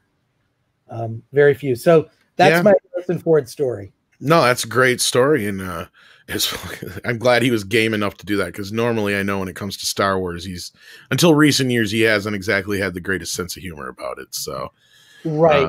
I feel like he was done with the character. I mean, you know, he was done with he famously wanted his character to, you know, not live through Return of the Jedi. You know, clearly it would have been a death that was an act of self-sacrifice, which would have totally made sense at that time. I'm just surprised that the circumstances surrounding, I mean, it's such a, when you go back and even watch that scene, it's just, there's this tension. It's like, okay, you're going to do it. You're going to do it. You're going to kill him. And lightsaber to the heart, fall down a chasm. That's the death for Han Solo. You know, his character didn't even need to die, right? There's no harm in having an iconic character fly off into the sunset. You know, fly off or ride off into the sunset. What's wrong with that? You can imagine other adventures. You know, I don't know. It's just so infuriating. It's just infuriating at what could have been. What could have been if there was the level of care that George Lucas created these characters, loved these characters, and certainly Lucas has to be just, you know, it's just to see it end the way it has. He's kind of, the fact that he didn't attend, you know, he didn't attend the premiere of Rise of Skywalker, because I would always watch those premiere when they're doing those dumb red carpet interviews. Those are always stupid, but invariably someone will say, like, and Anthony Daniels will say something untoward, or Carrie Fisher, at least at the Force Awakens one on the red carpet, was unfiltered. And I love that. There are very few that are willing to do that. So yeah. Thank you, Gabriel, for that comment. I do appreciate it. Yeah. Film Courage just kind of lets me rant. And Indie Film Hustle. Yeah. I love what Alex Ferrari does on that channel. These are mostly like, these channels are more about film, you know, inside baseball filmmaking stuff. So thank you, Gabriel, for watching me on there. Yeah. Just so I can go ahead, Andre. Yeah. I also was going to say, and thank you for the super chat, Gabriel. Yes. So much appreciated. Yeah, he says, hail Emmy. I'm so excited to hear from Chris Gore. I just saw his Film Courage and Indie Film Hustle interview. Love your insight, Chris. Yeah, there's some great videos over there. Check it out. And I do recommend anything that Chris is in, because he has great insight. I love your take on everything. And you have such a I give a fuck attitude about a lot of the stuff that it's just it's just great. And I loved your story that I've heard you tell at least once, if not twice, about how you kind of just got into the business in general, and it was just kind of like it was like you didn't even try. It sounded like against your own, like, I wouldn't say against your will it happened, but like you just the way you tell the story is so great. I couldn't even do it justice. So well, yeah, I mean, ultimately, I've always been kind of a self-starter, right? Like most of the things I do, I'm not hired to do. I just choose to do them, and I don't need outside work. But you know, look, if someone wants to hire me, I'm like the Mandalorian. You know, I'll take a job. I'll take a job as long as I'm able to be myself. I sort of reached a point in television where I didn't care about it and didn't want to do it, and then was kind of convinced to do it. With regard to the attack of the show, I'll tell that story someday. But I appreciate that you may have heard it somewhere on a podcast or something. You know, but I'm just fortunate that, you know, whether it's a book project or a film project, I choose to do it. That's what just sort of like annoys me, that people like, oh, there are all these barriers to keeping me out of the industry. Nothing is keeping you out of the industry except for you. You're the one that's keeping you. You're the only one that's preventing your own ascent or rise into an industry if you want to be a part of it. And you almost look at every one of these directors of Marvel movies, they started in indie film. You know, they decided to make some indie movie that played Sundance, or, you know, maybe got made by Troma and or through self-financing. And it's that kind of self-starter attitude, I think, needs to be more prevailing. No one is preventing you from being a part of this industry. You know, you got a pencil and a pad of paper, you can write a script. You've got a phone in your pocket, it shoots 4K RAW. Go and make something. Don't be afraid to fail. Fail a lot. Fail consistently until you make something, that gets some amount of views or gets into a film festival, which I strongly recommend. I wrote a couple of books about film festivals that the basic information of those books is still valid. You can buy used copies on Amazon. Just go do it yourself. I mean, I'm working on a couple of film projects. The film projects are my passion projects. My day job is filmthreat.com, which if you are an indie filmmaker and you're listening to this or watching this, just send us your movie. We will review it. We will feature it right alongside a review of the new Indiana Jones movie, because our mission is to uplift indie filmmakers and to give them attention. Also, I would note that Film Threat is a politically agnostic media outlet. I have kept it that way for years, and we aren't politically bigoted in any way. We cover everything from the spectrum of queer cinema all the way on the side of documentaries about Black conservatives, because we are in the realm of what I consider to be true diversity, which is diversity of thought. That includes everyone, includes people I don't agree with on everything, because that's what that's all about. And I refuse to go down that downward spiral of vilifying my fellow Americans or fellow humans or fellow friends in the realm of pop culture. I don't care what, this is how we learn. How we learn is we engage with people that we don't necessarily agree with. That's how we learn.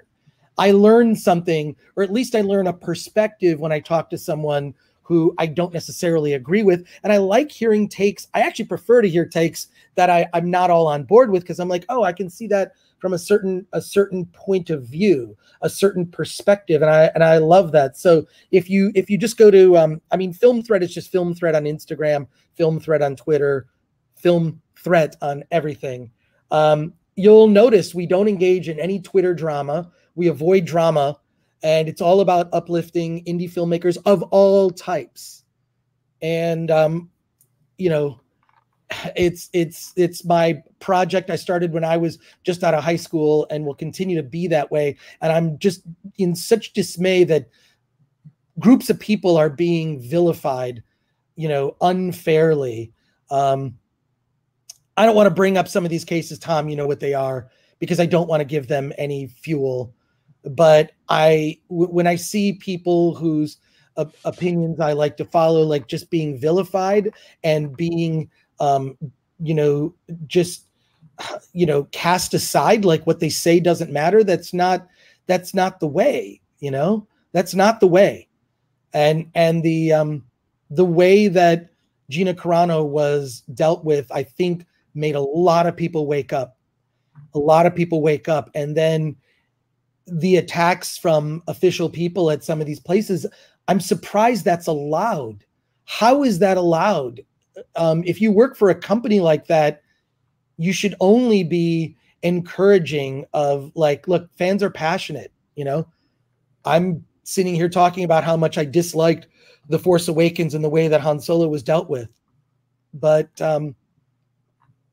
anyways, all of these things are just very concerning to me. And I, normally just sort of stay out of the fight. And now I'm at the point now where I feel like I need to speak my mind on these things, because I see this fracture in fandom and I don't like what I see. People should be able to disagree peacefully and hear each other.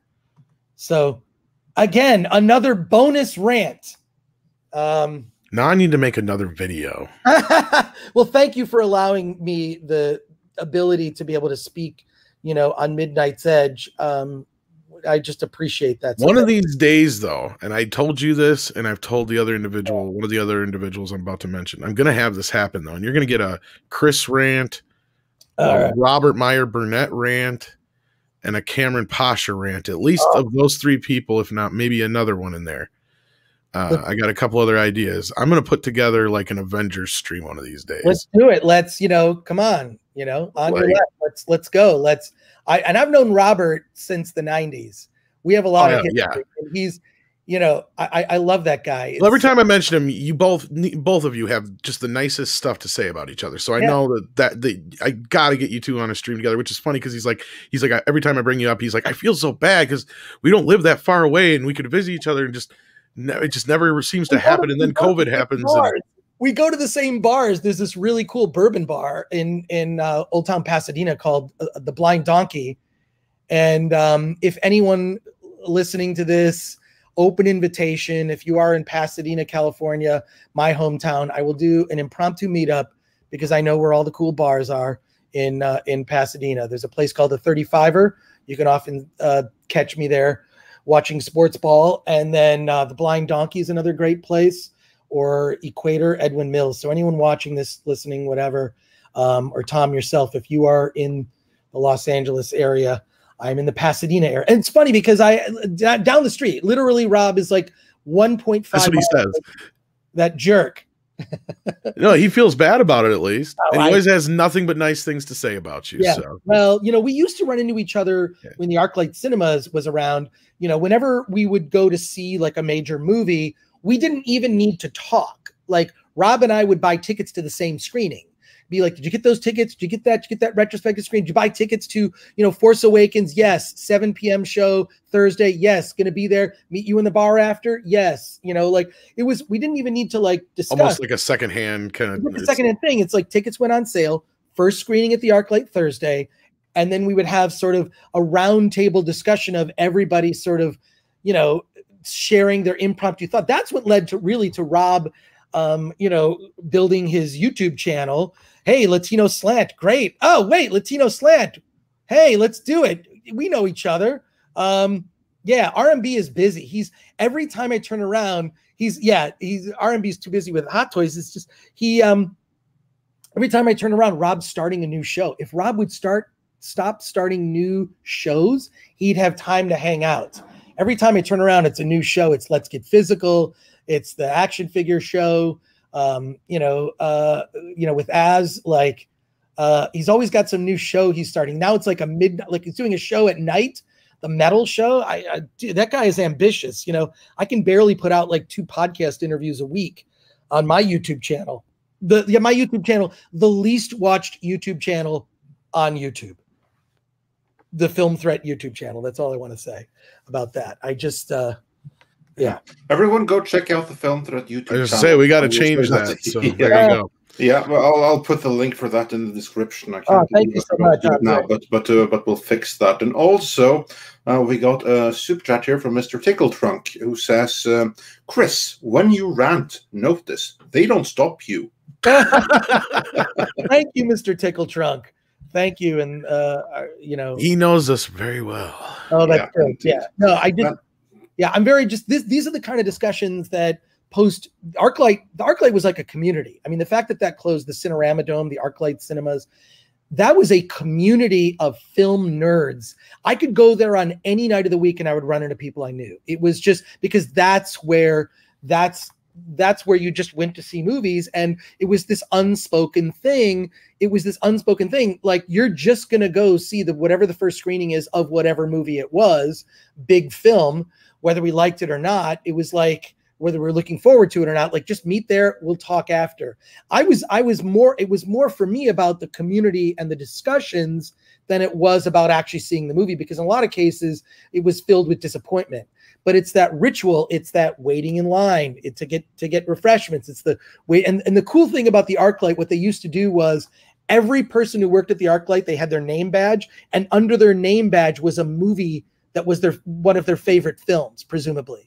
And so it always led to conversations and discussions. And so you'd end up becoming friends with just people who just worked there, right? The ticket takers, people who worked in refreshments and whatnot. Like, they all had their favorite films on their name badge. Like, it was a movie theater chain made by and for people who loved movies. And I really lament its death.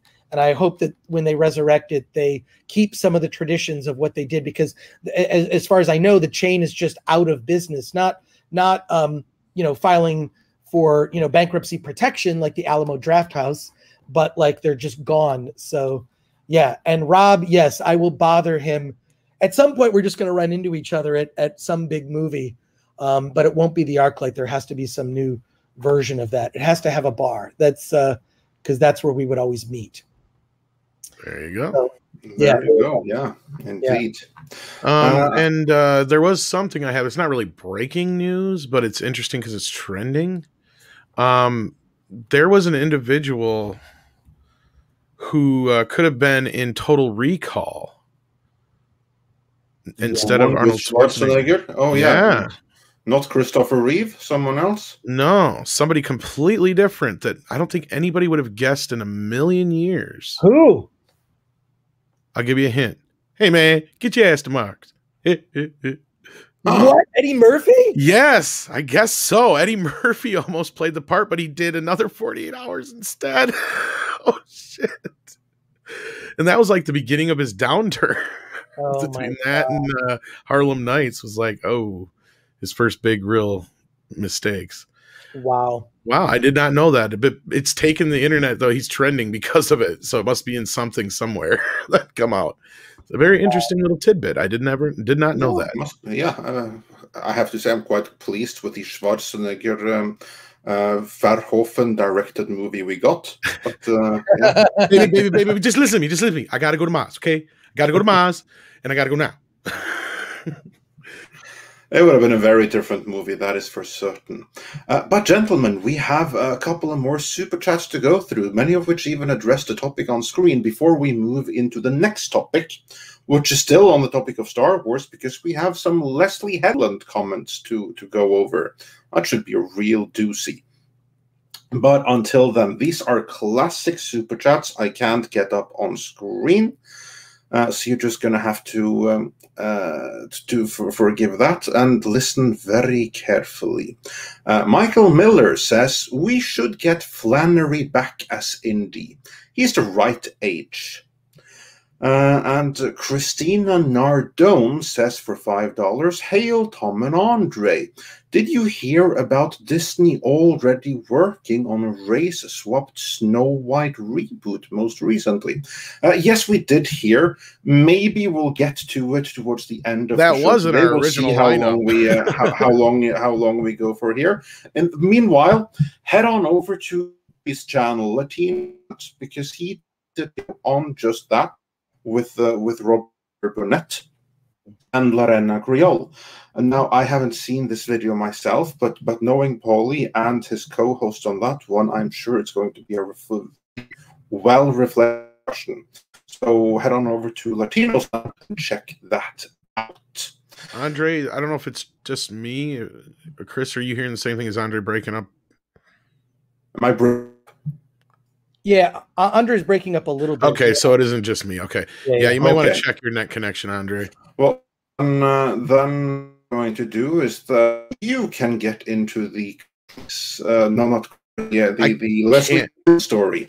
I think I know what you just said. I think you wanted a Big Mac and fries and a Coke. But if I'm wrong, then whatever. Yes, Leslie Headland's in the news again. Good God, Gertie. What do you know about Leslie Headland, Chris? I think I know about as much as you know. That wasn't she Harvey Weinstein's former assistant? You don't say. Yeah, that's all I know about her. But I'm really curious about all these the people they're bringing in to do these Disney Plus series. All seem to be. It's one of those things where you look at like, okay, who are people that are creative, right? Like who has had a track record of success. And additionally, who loves the material. And it doesn't sound like these are criteria for the people that they're hiring. So I question these choices. I question the choices of who they're bringing in. Baseline, you should be a fan of the material for you to participate. And not only that, I mean, look, all of us have had conversations. You know the people that are true fans and ones that are just sort of normies and whatnot. And I think that just being a hardcore fan should just be baseline. So I question the decision-making. It seems to me that these are people who are, you know what they say, it's who you know and who you, and I just unmuted myself. You can say it on here, exactly man. What I said. It's who you know in this industry. It's not about your level of experience. And for the most part, executives people in those types of positions fail upward. It's rare that you get someone like a Kevin Feige, a Kevin Feige. And yes, Anne Gran, the angriest boy. It is the same Chris Gore from the back in the day. Yes. And I was going to mess with him a little bit. I was going to be like, no, it's a different Chris. Taken away and frozen in carbonite for a bit. But now I'm unleashed. He sounds and looks just like him. Yes, exactly. I was going to mess with him. That voice. But no, I question the choices, some of these hiring choices and whatnot, because I don't think it's based on what would be my hiring criteria, which is how well do you know the material? Are you a fan? How well do you know the material? Are you a fan? Secondly, what is your track record of success in this role? And what is your level of experience or whatnot? You know what I mean? Like that just seems to me to be baseline. If I were the person in charge of hiring the people that were to be in charge of these series, that's a really critical thing, wouldn't you think?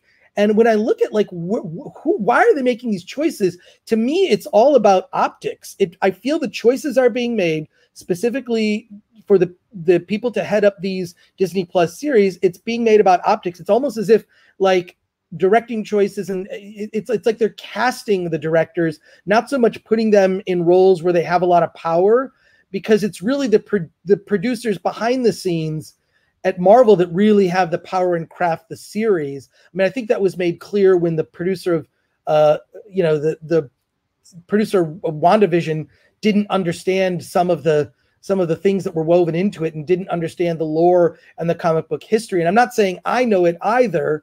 I'm just saying that was surprising that came out and she was surprised in interviews. So I think that this is no different. We shouldn't be surprised. And this person was put into place to forward an agenda, I believe. And because I don't know, is that a love of Star Wars? I don't know. Also, I remember being a kid and not really caring much about the sexuality of the characters. It didn't come to my mind. I didn't think about it. You know, I mean, there was a very juvenile romantic triangle in the original trilogy, which is fun looking back and fanciful.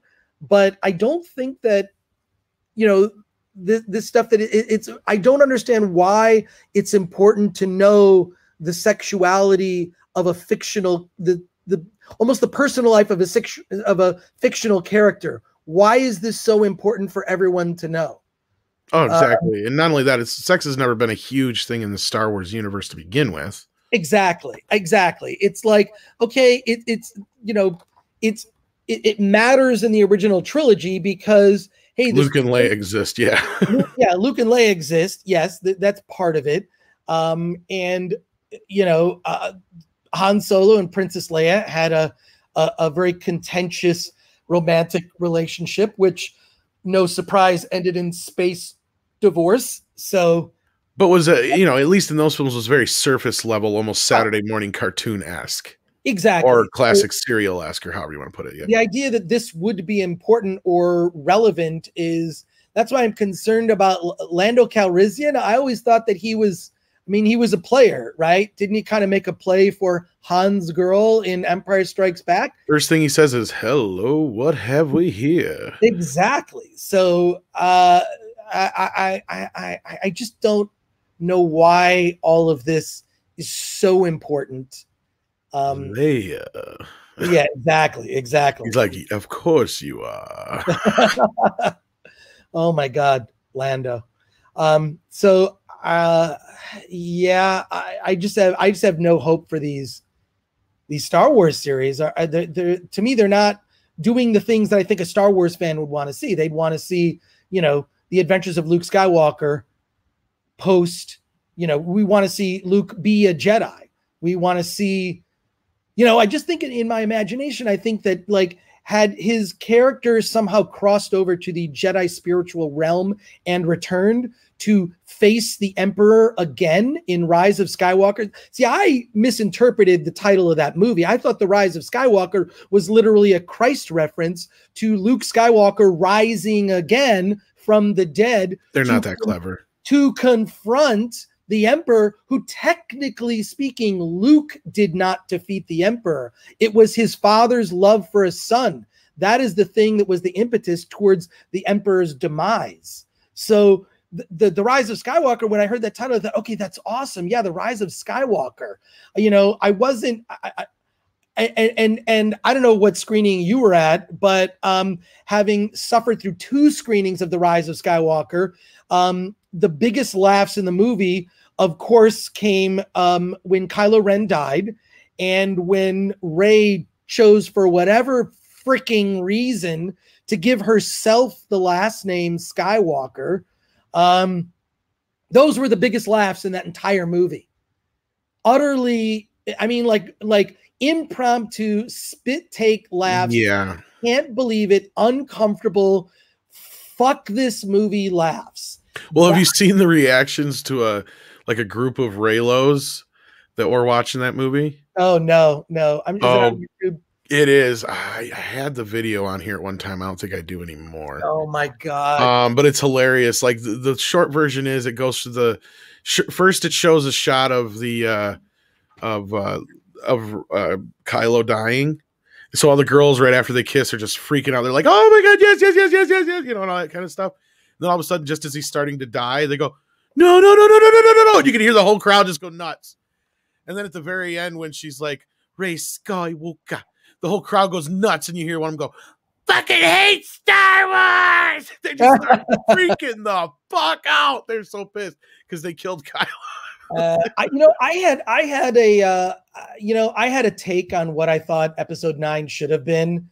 I'm surprised because one of the ideas was one that was explored in Colin Trevorrow's original script, which I thought was much better story-wise, much better.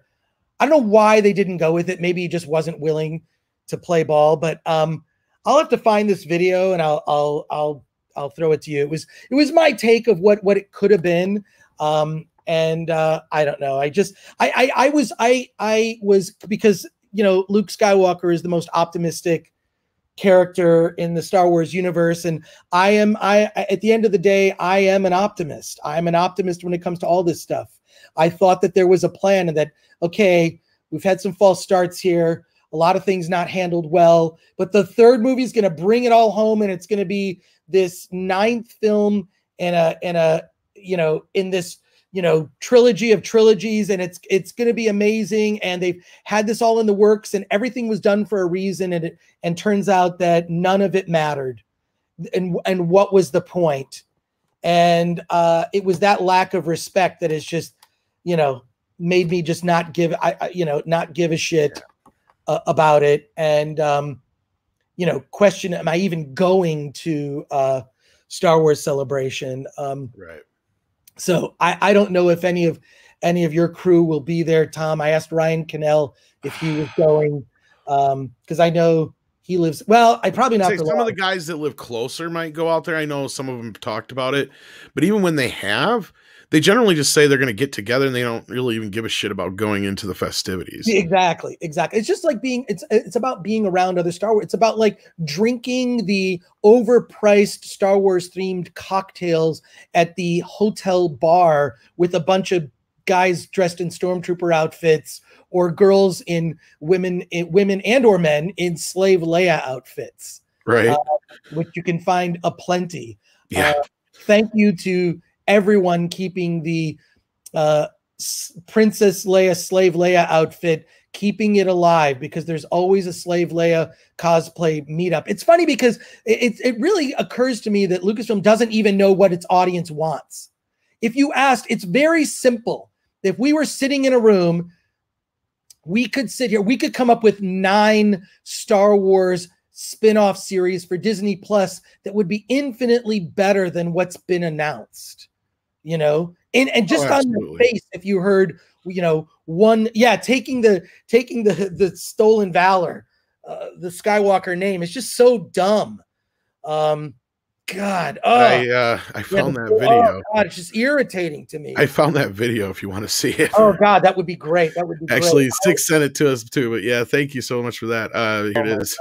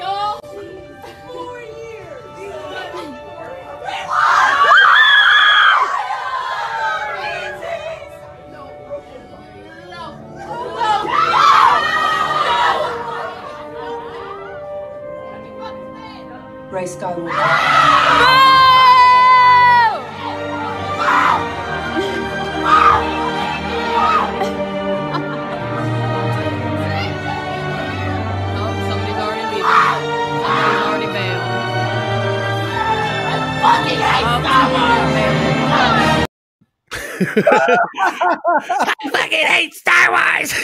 Oh my God.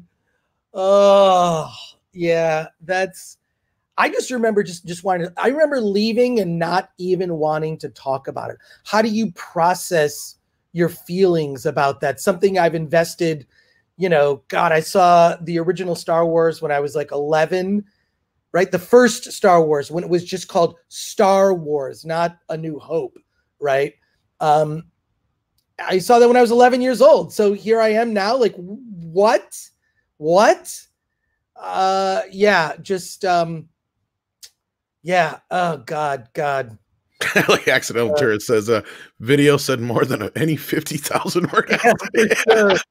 Oh my God. Well, at least it united all of the fans, the ones of the original and the new Star Wars, united in their, you know, despising the 9th film. They have to notice. I mean, it's first of all the worst reviewed objectively on Rotten Tomatoes, worst reviews. I tend to feel that when it comes to Rotten Tomatoes, the audience reviews I trust more. I don't trust today's critics. I think that they just have an agenda behind it. You know, they'll like a certain movie because of the the politics and not because of its objective success as a creative work. So, yeah, I trust the audience reviews. I just do. I'm sorry. No, well, and then honestly, I'll say The Last Jedi is the worst of the films. But I actually have a this is a bad take. I admire what it tried to do, and it was the reason that I like most of that movie is because I waited decades to see Luke Skywalker and to see him as a broken person, having been through some trials of my own in my life. You know, I've been through some things in my life, right? And so to see like what, you know, the problem is, and I put together a panel actually after The Last Jedi came out because there are parts of it I really enjoyed and parts that were, of course, objectively stupid. None of us would disagree. But I couldn't believe the divide in the fandom was like 50-50, hated it and loved it. And I thought, well, I wanted to find out why. So I put together a panel of people who really despised it, people who loved it. And just because I wanted to find out what the understanding was. And then what I discovered was, why do people dislike people who dislike The Last Jedi? I don't dislike anyone who dislikes The Last Jedi. I don't dislike that at all. I feel like, you know, in retrospect, it might have the best moment from the sequel trilogy, which is the throne room scene with Snoke. That was probably the best moment for me. But I will give Last Jedi like the technical advantage, and like you said, it had some cool scenes and some cool ideas. But it feels like it's the only one that actually feels like it tries to be a movie. It is the middle film, so I know that like Fandom Menace and everyone in FNT, like they really hate. I don't hate looking at the three as a whole. Last Jedi, but see, I thought I was being set up for what would have been a finale that would have made everything mean something. That Luke Skywalker's sacrifice meant something, and it meant freaking nothing. And so it makes all that stuff. Objectively, if you look at the three movies, that one to me stands out as at least he tried. And J.J. Abrams is a hack and a fraud who is a television filmmaker, not a cinematic filmmaker. I'll never argue with that point, but I will say this though. I mean, he may have tried, but what he tried to do was subvert everybody's expectations and in the process destroyed a trilogy. And because as you pointed out before, they didn't have a plan. And what plan they did have got tossed out at basically the request of Rian Johnson, because the proof is in the pudding now. And as you said, like that's where I'm hurt, is because I'm sure if you've read the Duel of the Fates script, yes, which is probably going off of what JJ's initial plan was, and that's where Andre and I beat that drum for the longest time, is like, for better or for worse, had they had just stuck with that fucking plan, the movies could have been better. And then because you could see it in that Duel of the Fates script that, you know, they did their damnedest to try and tie up everything from those first two films as best they could. And I'm sure that, you know, they were going off of some of the notes and everything like that, because we know, you know, Simon Pegg and Daisy Ridley herself have both said that, you know, it changed 2-3 times over who she was and all that kind of stuff. And even Simon Pegg said it more directly in a way that almost insinuated that JJ wasn't too happy that they, you know, kind of mucked up his plans. And you could kind of feel it in The Rise of Skywalker. And, you know, and that's why it's like two movies in one. Right. It's the movie that undoes The Last Jedi, and then it kind of retells what JJ probably would have done had he done a trilogy. And it's his own fault too, because he had gotten offered the trilogy and he said no. And of course, he just wanted to put himself in that position at the end there where they come crawling back to him to fix it. Whatever you think about the prequel trilogy or the original Star Wars films, there was one creative vision that shepherded those films. Maybe not, you know, I mean, Lucas directed 4 of those movies, but one creative visionary was at the top. And what you had was an executive that was to Disney-fy. I just don't understand this thinking. I don't understand this thinking where, and this is where I think Marvel in its next phase is going to fall flat on its face. It's because they underestimate that the reason there are so many female fans of Marvel is because there are hot dudes at the head. Like, it's a Marvel trope that every Marvel male character will at some point take his shirt off. And that I know for a fact. I have friends of mine who are nerd women who love Marvel movies because Chris Hemsworth is going to take his shirt off. Chris Pratt's going to take his shirt off. Benedict Cumberbatch is going to take his shirt off. That's like a trope. Paul Rudd, like it's just like it's a Marvel trope. Like I think we underestimate that a virtuous, heroic male is attractive to females. Yeah. So that's just embedded in DNA, right? And so with this wherever direction Marvel's going, I don't think it's gonna lose that broad appeal. It's gonna lose that broad appeal. Absolutely. On its face.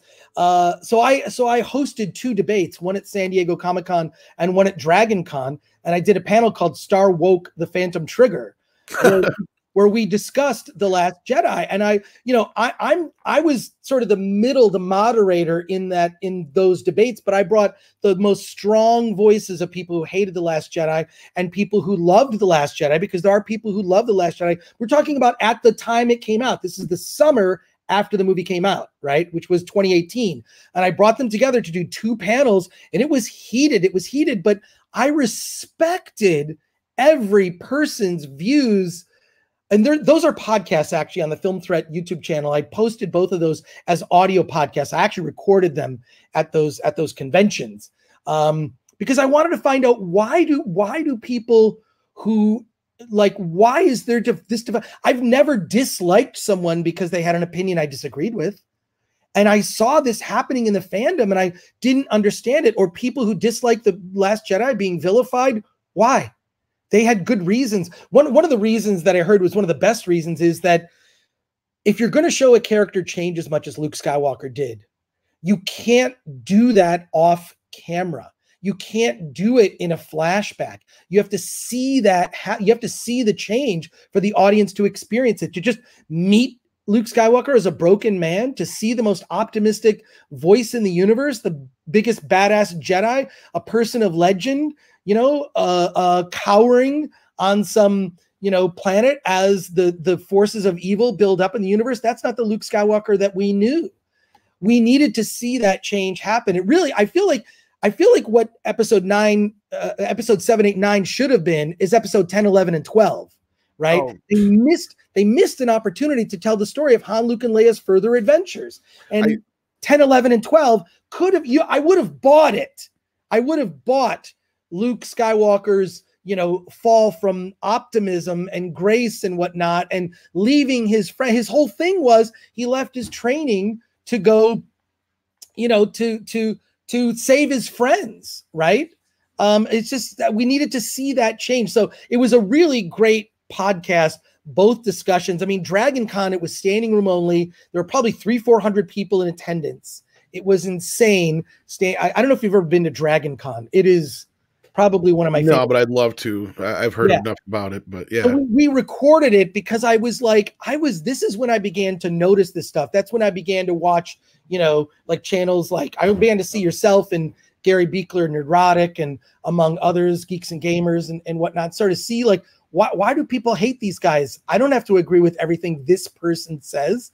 I'm not hurt by you disagreeing with a take that I have. Although I do find myself sometimes when I watch Midnight's Edge yelling at the TV. If you're actually watching us and we're live, you're supposed to let us know. That's I'm putting that rule on the fridge too. I don't want to. I also have to wonder: do you yell because you disagree with us so badly, or because of what we report? No, just because I might have a take, or actually, in some cases, I know people, or I have information that can be helpful. I know somebody. Well, there you go, and that's all the reasons why it's on the fridge now. Yeah, exactly. Well, I mean, I'll DM you. If I no pressure, man. I'll just give you shit. Really feel like I have something to add. Absolutely, man. I'll DM you. No, as we've told you before, you have an open invitation here, and and Mags, I'm so sorry. I know that you guys want this off the screen. I have to say, first, I have to say now, let's not beauty shame anyone. And to be fair, this is the absolute. This guy's gotten so much shit his whole life. I'm sure. This is the absolute best picture of Miss Headland there is. This is a miss. If you think this is bad, be glad we didn't get the others. Uh-oh.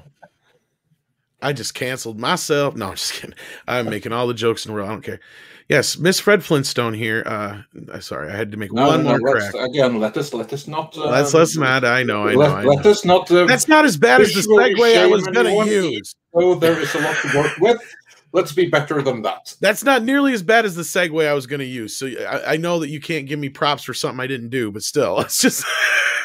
Yes, fine. I'll give you props for not making it any worse. I mean, okay. Again, even no matter how much there may be to work with, let us refrain from all. There you go. You understand me at least. Yeah, exactly. Thank you. I went with the Flintstones one and not the other one. Okay, it could have been a lot worse.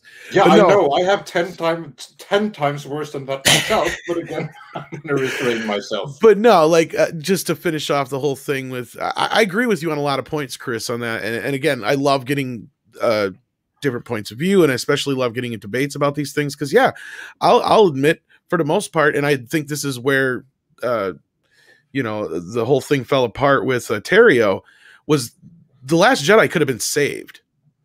All they had to do was let Leia go, as we all knew she should have, right, and then cut off just before Luke dies. Yeah, or if you do insist on killing him, do what you said. They should have had Luke instead of fading away, because I even thought, like, well, did he cross over to the realm? He's not dead. I refuse to believe that he was dead. I mean, they could have just had him stand up, ignite a lightsaber, green lightsaber, yeah, and set some course. Like I mean, I think, and Ryan Johnson even said, that his regret is he didn't get to do some sort of test screening just to see like what the reaction was. And this is, again, when you're in this Hollywood bubble and you got people blowing smoke up your ass constantly, you don't have a clear view of what true fans are going to think. These are things that have happened over the last several years that have just really concerned me. Again, the vilification of certain areas of fandom where they're seemingly not allowed to have what I consider to be uncontroversial opinions because it's backed up by evidence. But also, I don't lean into any of the coded language that people tend to use. You'll notice in all of my speaking today, I don't use that language because I don't want to use it. I don't want to use it. I'm not changing the way I speak about things to be able to speak to a certain group. I'm not doing it. Right. This is the language that I'm not changing it to that. There's certain words. It would be like, there's one I'll just say just because I feel like it was intentionally done to diminish people. It's the term cis, I think, is made to make something less masculine. And I agree. I don't use terms like that. It would be as if we called like a straight white female, if we called them a clunt, like, something like that. Or something like that. Or a butt, like it's a short, because to me, when I hear cis, I think it's short for sissy. Yeah, and then exactly right. That's totally meant to be diminishing. Exactly. Like, should we make up our own words like clunt? Or butch, like it's a butch, yeah. But yeah, I get what you're saying. Like clunt is a good one too, yeah. I mean, look, I know that sounds stupid, but I think that there's something to this. But it's to the point where I see people using that language. I'm like, I'm not even going to use it because, one, here's the thing: people tune out, and they've done, look, people don't like that kind of language. It's elitist stuff, and it's stuff that you're speaking to that group only. Or you're basically giving into that. I'm not going to do that. I want to speak in a way that everyone can understand what I'm saying.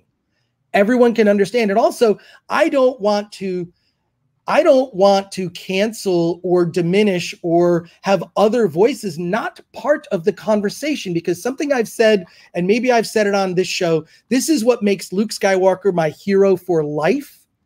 My hero for life. And this is why that moment in The Mandalorian was so important, is Luke Skywalker did not cancel Darth Vader, right? Luke Skywalker, through just being this virtuous hero and throwing away, I'm not going to fight. I choose to lose this battle. I'm throwing it away. You can kill me now. I won't engage in this fight. Not engaging in this battle. He didn't murder his father, even though he had the opportunity to do so. He did not murder his father, right?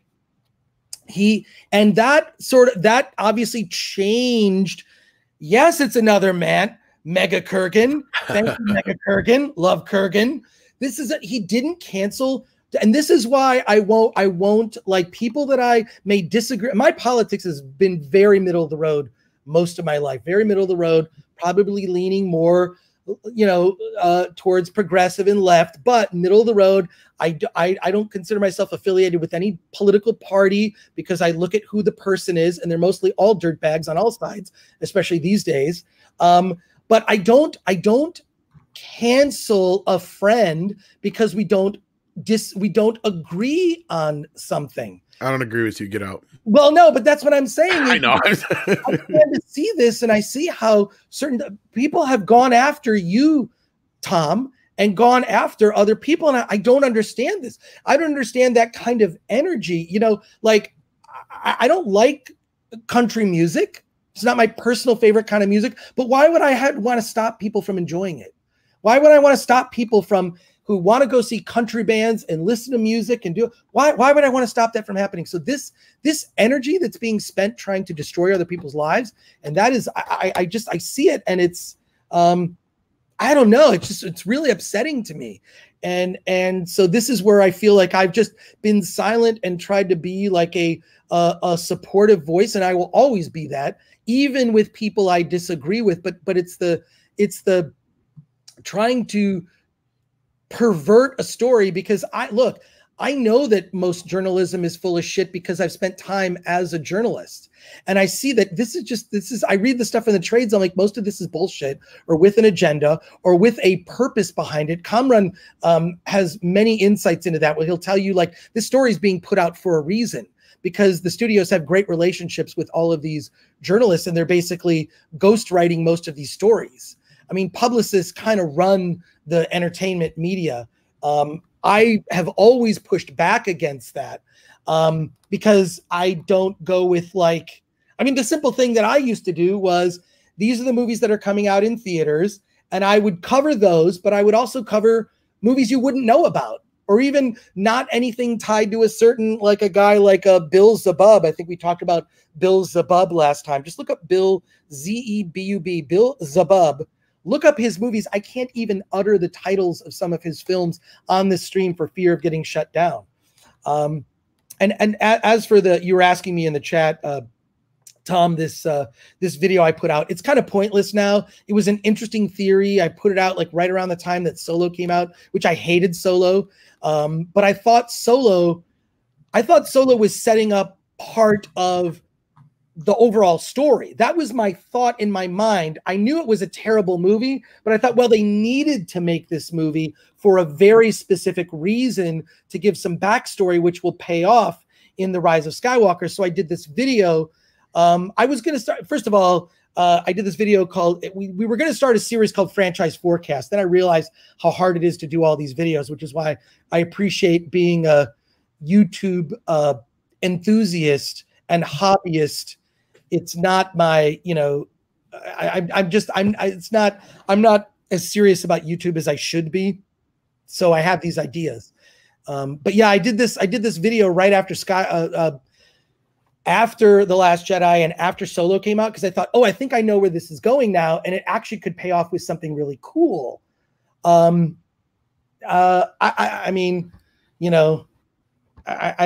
don't know if you play it, if there'll be some copyright strike or whatever. It very well could be. Just that looks like a copyright strike waiting to happen. That's my channel. I'm not going to claim it. If you want to show that's his channel. Okay, yeah, but I'm not worried about it's too long. It's like I don't know, what is it like? I did share it in the chat. Share it in the chat. People can watch it later and put their theories. But I couldn't believe when that video first came out, it was like written up in Vanity Fair, and it got all this media attention because people thought I was onto something, because I saw the basic thing was I theorized that it's a weird theory, but Kira was going to be Rey was actually the daughter of Han Solo and Kira. Han Solo was Rey's father. That was my theory, and Kira was the mother. And it was like, well, the timeline may or may not work out. It's like, oh yeah, ever hear of carbon freezing? You could be carbon frozen for decades, right? So I had this theory that it was the Force trying to balance itself, which a mother of the light gives birth to a son of the dark, Kylo Ren, Princess Leia birthing Kylo Ren, a mother of the dark, Kira in Solo, giving birth to light, to balance the Force balancing itself. I had this whole theory that this is going to pay off. This is why they had to make Solo, and it had to be released, because it was part of the story, the backstory for Rise of Skywalker. That was my theory at the time. Obviously pointless now, but I also did talk about how, you know, what my theory with Finn's character, which in Colin Trevorrow's script is basically the payoff, which is he's a hero amongst everyone that were, you know, that was a totally wasted. John Boyega is completely in his right to be pissed off about how his character was treated. I don't think there's racism behind it. I think it's lazy, because I think if we know Disney well enough, and the major studios well enough, they pander when it comes to race. They don't actually do the work. They don't, like, they would if they really gave a shit, we would hear Black creators and Black fairy tales that we've never heard of being made into movies, rather than recasting and race swapping, which is always, it's just so pandering, that I find annoying. It's you know, that's a whole other thing that we can talk about some other time. But Boyega's character Finn was wasted. Yeah. He should have been the thing that turned the tide. He should have been the thing that, hey, we're all the sons and daughters of people you know, people who were ripped from our families when we were children, forced and brainwashed into being a tool of, you know, the First Order, and you're the one who broke with that training and chose not to be that. Finn's character was completely wasted, and that storyline should have paid off. It didn't, and so that was my theory. I'm happy to see that Colin Trevorrow and I at least were thinking along the same lines. I found his character to be the most interesting and the most wasted. And, you know, God, I you know, what can I say? I obviously, Tom and Andre, I have a lot of thoughts, and sometimes I like to yell my thoughts. That's all right. We understand. Absolutely. And also, yeah, I was just gonna say, to finish my thoughts on TLJ, and I'm with you on a lot of things, Chris. And the only thing with that is I wanted to finish off with is, you can do the Unforgiven version of Luke, but you have to give him that payoff at the end where he has a big grand finale and comes back and doesn't literally phone it in. Okay, well, that's what I'm saying. Rian Johnson wanted to have his cake and eat it too. But who was telling him that he had to kill off Luke Skywalker? You know, I thought there was a better way to fix it. I have a theory of who that might have been. Yeah, exactly. But I mean, I feel like he could have crossed over into the other realm. He could have talked to Luke Skywalker could have talked to his father, Anakin Skywalker, in that he went to the spiritual realm for a reason. He wanted to recruit the spirits of the old Jedi to help this nobody defeat the evil. He could have confronted the Emperor in spirit form. Funny. It's like you read the Duel of the Fates. Exactly. There's so much more that could have been done. He could have returned to physical form. That's what I thought the Rise of Skywalker was a reference to. It's a Christ. He rose, right? Like so. And me being the stupid optimist thought, okay, Last Jedi, not all what I wanted it to be. There's some dumb things in it, but I got to see Luke Skywalker. That's the only thing I've wanted to see for decades. I wanted that character back.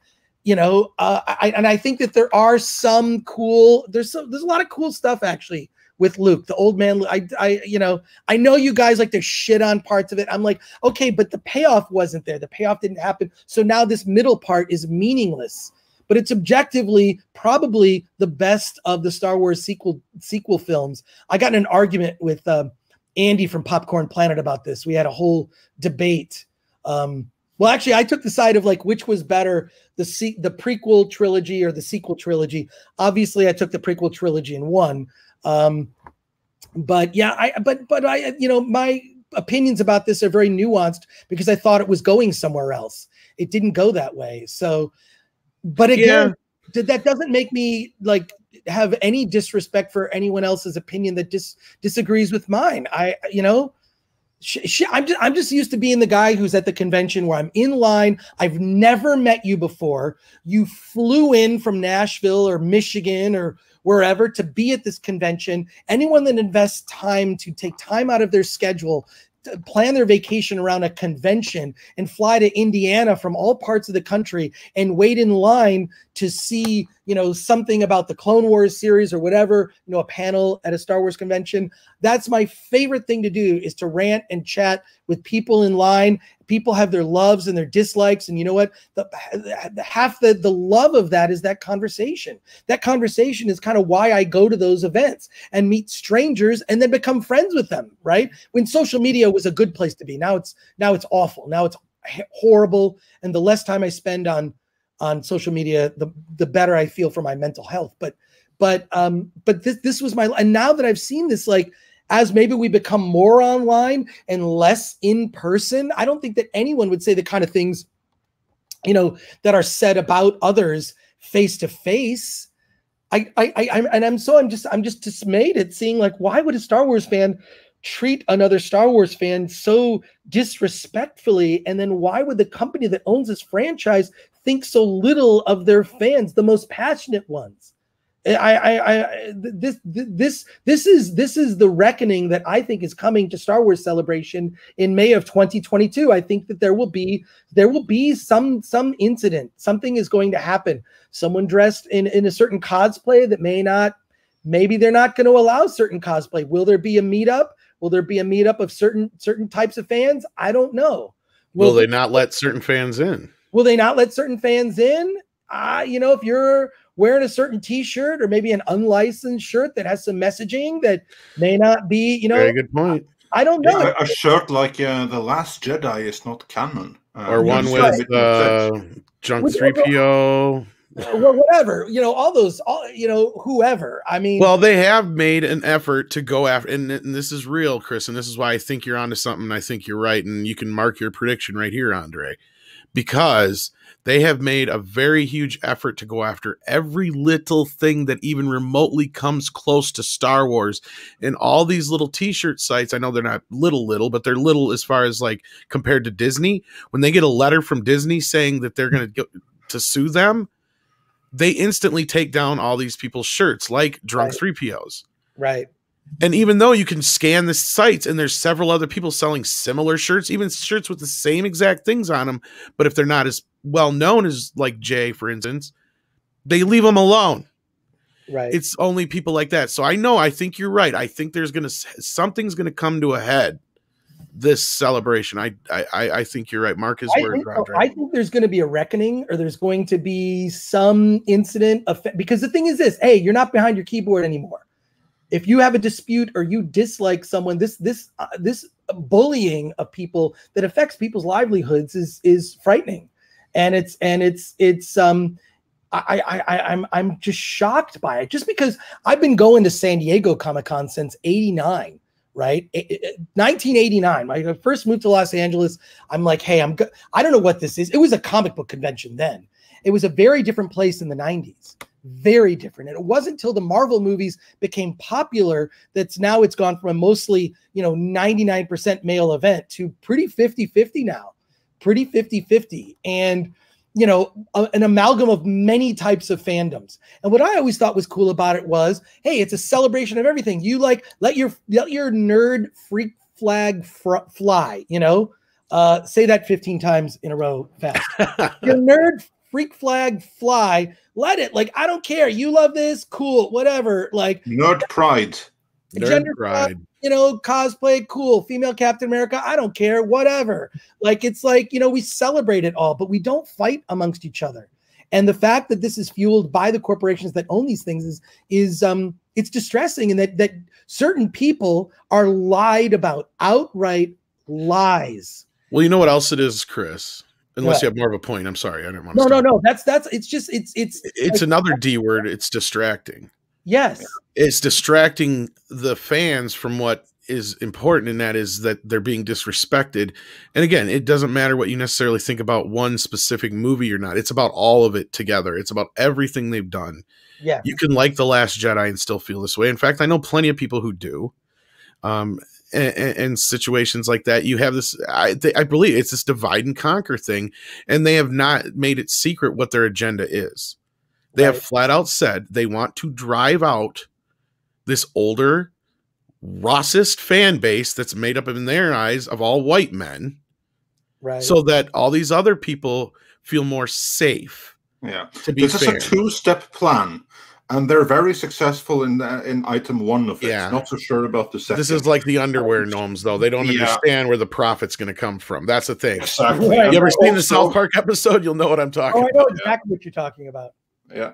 And Gran Wasu42 sent a very topical super chat for €20 saying, I assume you have read How Star Wars Conquered the Universe by Chris Taylor. That was the fandom before Disney bought Lucasfilm, and Chris was describing. That broke after The Last Jedi, and it will never be as it was. Now all is divided. First of all, I have that book and I have not read it. I did read The Secret History of Star Wars, which my understanding is that both of those books go over the same material. The Secret History is I mean, there's so much you'll learn in that book, The Secret History of Star Wars. I recommend the audiobook, not the print edition, because the audiobook has an amazing performance by a voice actor that does all the voices, including, people like Lawrence Kasdan, among others, and Irvin Kershner. It's really great. But thank you for that, Grand Wazoo 42. Yeah, I don't understand, but I don't understand why people who dislike The Last Jedi are being vilified. Like, I don't get that. Like, you are free to not like it. Like, there are things that, oh God, there's just so many.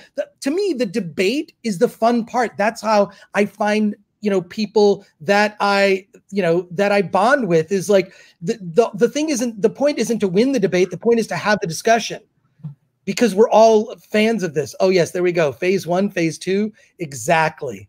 So I don't get this. I think I can't think that this is good, and I don't understand why there's not more of an effort on the part of the executives in these positions to notice this, to be the bigger person and say, look, you work for Lucasfilm. You never do that. It is you get fired if you attack any fans for having an opinion. Well, at least before. Now you probably get promoted for it. Yeah. And Fantastic Dimension said for another $20 there. We'll get back to the Malepricon. Fantastic Dimension said, just caught this live stream. So glad you have Chris Gore on. I sent you his No Excuses video back in May, and he should be on your show. You guys rock. Tell the truth and shame the devils in Hollywood.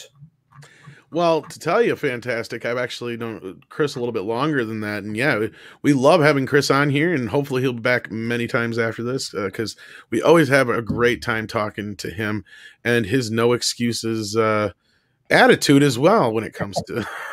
Well, it's true, first of all, because, I have worked in the entertainment industry. I have made films. I've made indie films, and I've worked on larger productions. And I see the people that are at these levels, and they're executives, and they're in that position for a reason. They're in that position for a reason. But any one of us on the stream could probably have made better choices when it comes to these franchises than the people at the highest levels.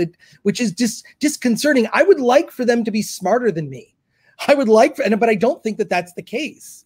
And the recent attacks on fandom are to discredit certain voices by writing things that make accusations that are false on their face, and misleading at the least is upsetting. It's upsetting, and this is coming from people officially involved. Like, what the hell are you doing? Why are you doing this? If anything, you should be trying to encourage the debate, or encourage what franchises have this kind of passion? Very few. As much as I enjoyed the Lord of the Rings films, I'm not a fantasy person, right? If you've got swords and sandals, it's got to be pretty damn interesting. like Gladiator with Russell Crowe or something like that to get me involved. I mean, that's really in the fantasy realm, but you know what I mean? Like I really enjoyed the Lord of the Rings films. We're not debating it. Those first 3 films objectively are incredibly enjoyable, whether you are a fan of the books or not, which is why we're not debating them.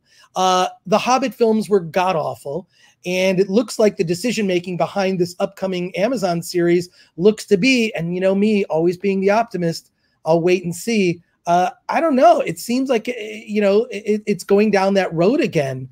So it's just, I don't understand the end game for all of this, because it's you're losing your most passionate fans. So there you go. Yeah, and not just the passionate fans. It seems like the fandom itself is almost losing its passion. Which is where the fans, you know, leaving took it with, but it lost its passion before that. But anyway, yeah, and Mad Leprechaun also says on that note for $10. At this rate, Star Wars can be saved by just having one man starring it. And that man is Bruce Campbell in Star Wars Hail to the Last Groovy Jedi King. I'd watch that. And we have a ton of other super chats to go through as well. We'll get through them all in the end. Nothing has been forgotten. We just can't bring them all up on screen. So yeah, and Paulie also points out losing them and calling them all racist. No bueno. No, it's not bueno at all. It most certainly is not. But with that, how about, before we move on, go through a couple of more of these super chats. Let's see if I can bring some others up on screen here that we didn't already. Yeah, here, Tsukiyomi99 says for $5, do you think that geek culture becoming mainstream is a blessing or a curse because of the infusion of this woke garbage? Wow, that's a good question, Chris. What do you think about that? That's a really good question. I think what first happened is geek culture became mainstream, and I just say this as I was bullied for being a nerd. I assembled Aurora model kits. It was the only way to get Star Trek toys, right? There were very few Star Trek toys. You had to assemble Aurora model kits, right? I bought comic books every week, riding my bike to the drugstore because they had a rack of comics that were still only 25 cents. I had jobs when I was a kid. Specifically, I had newspaper routes from the age of 9 through the age of 19, just so I had spending money to buy model kits and to buy comic books. And I had a run of the first 100 issues of the original X-Men. And then I remember when it got to that giant size issue and they changed it, and I hated it. I like the original X-Men. That's how old school I am. But in any case, yeah. So I've spent a lifetime being sort of ostracized or like having, hiding comic books in shame. It wasn't until I started appearing on G4 TV that kind of was that track, like a nerd fandom back in 2005 or 2002 when G4 TV first launched. Like that was like nerd culture was still like, oh yeah, the nerds. Even like, mainstream TV would, say, well, it's the Nerd Report, right? But now nerd culture has permeated everything. And now there's this permeation of a completely different group with a political agenda behind it, infiltrating nerd culture because it's the most popular. But I see that group was kind of always there. I had my foot in many different realms, right? Nerd culture, with my affiliation with G4 TV, Attack of the Show, and just nerd stuff that I did. And then I had my foot in the film threat world, which is indie film. And I will use the description that, from South Park about what is Sundance. It's like, oh, that's that film festival where they show movies about a gay cowboy eating pudding, right? Like that's, and the people from I reference that one all the time too. Exactly, because like people complain to me like, oh, Sundance has gone so woke. It's like it was always woke. It was always about films with agendas. I'm talking about documentaries and narrative features about like growing up gay in the Midwest and being ostracized. And these are like beautiful films with limited audiences, because that's a very select, small audience, right? It's not a mainstream topic. So you're seeing these non-mainstream topics that normally appeared in indie movies that I've seen at Sundance for years, documentaries, small indie movies. We're talking about audiences that are very, very tiny for these films, the themes of these movies, right? But I grew up watching, like, I love John Waters, right? So my taste kind of runs the gamut of like weird John Waters movies, like Pink Flamingos. My favorite is probably Female Trouble. Polyester is another one. And these small movies dealt with these themes that targeted a narrow audience. So now you have narrow audience agenda and ideas now being invoked into mainstream stuff. It's not a match. And mainstream audience is like, huh?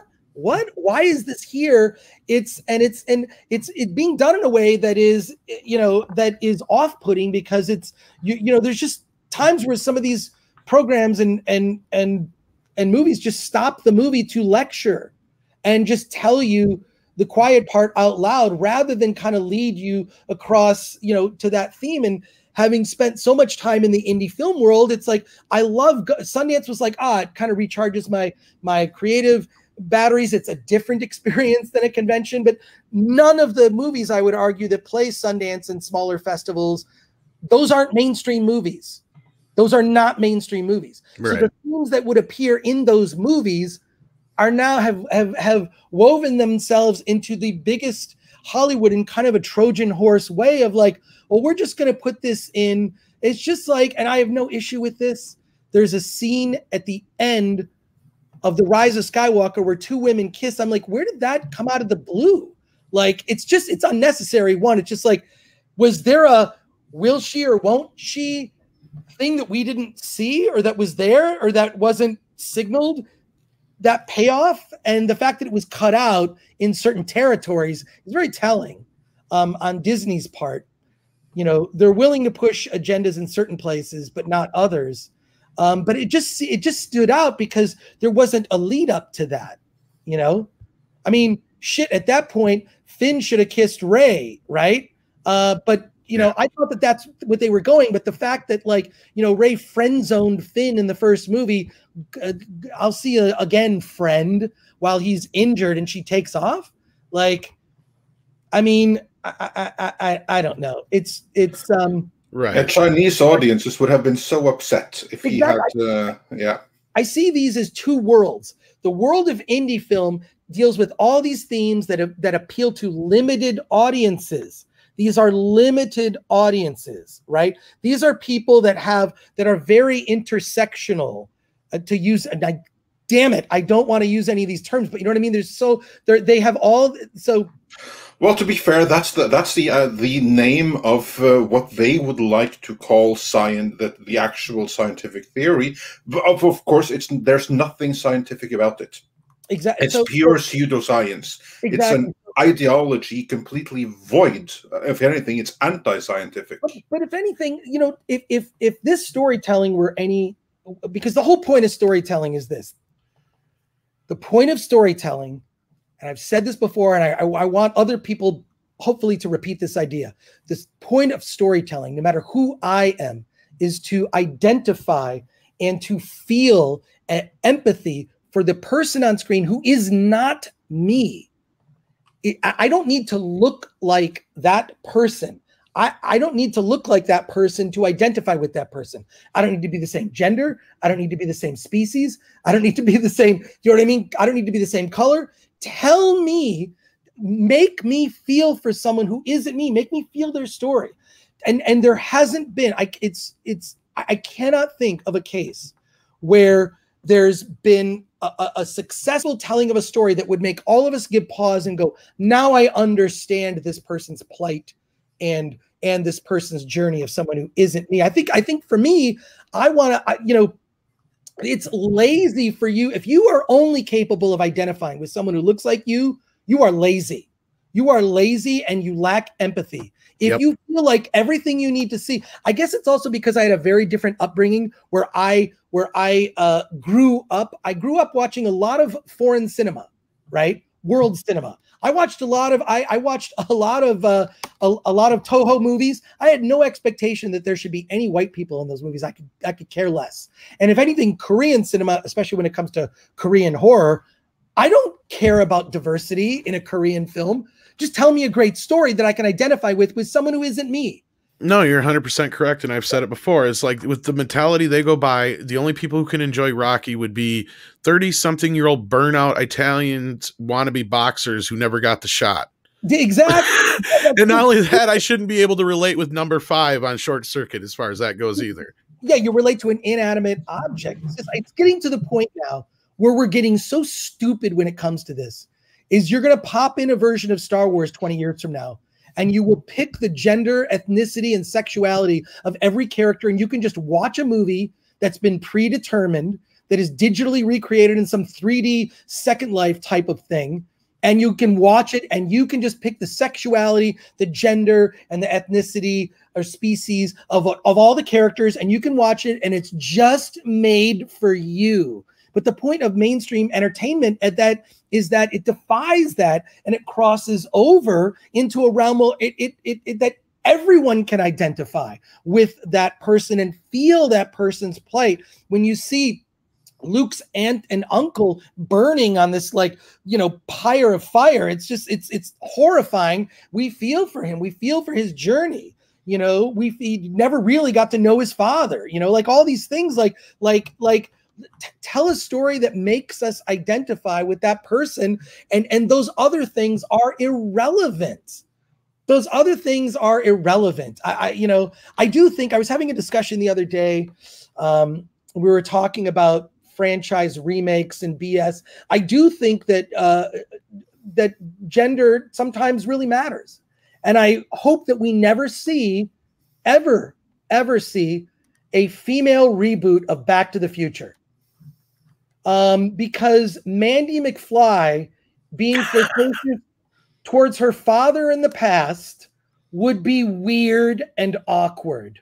It was already weird and awkward enough. It's awkward enough, but then you make it Mandy McFly, and you have Doc Brown female version. This is how ridiculous this is getting. But look. When I went to Sundance, there's actually a computer program where they have this interactive section of Sundance, and they do a thing where you can put on a virtual, you go into a virtual space and you are a different ethnicity, and then you can see how that person feels. But I think that there's just got to be a more. Also, I happen to think that these ideas are much better explained with humor. That's why there's a video. We're not going to show it, I don't think. But there's a video from Long Beach Griffey you can look up, and he talks about the Little Mermaid. Look up Long Beach Griffey, Little Mermaid, search that in YouTube and watch that video. It's 2 minutes. And it explains why this stuff is stupid and pandering. It's stupid. I mean, we can name off many cultures around the world, right? And they have their own they have their own stories. They have lore. They have fairy tales. But what's really distressing and should be that's it's pandering is when the fact that we don't know. I couldn't name one African fairy tale, not one. Why isn't Disney seeking out some African fairy tale that we can that is from an African creator or African writer and just make an original thing?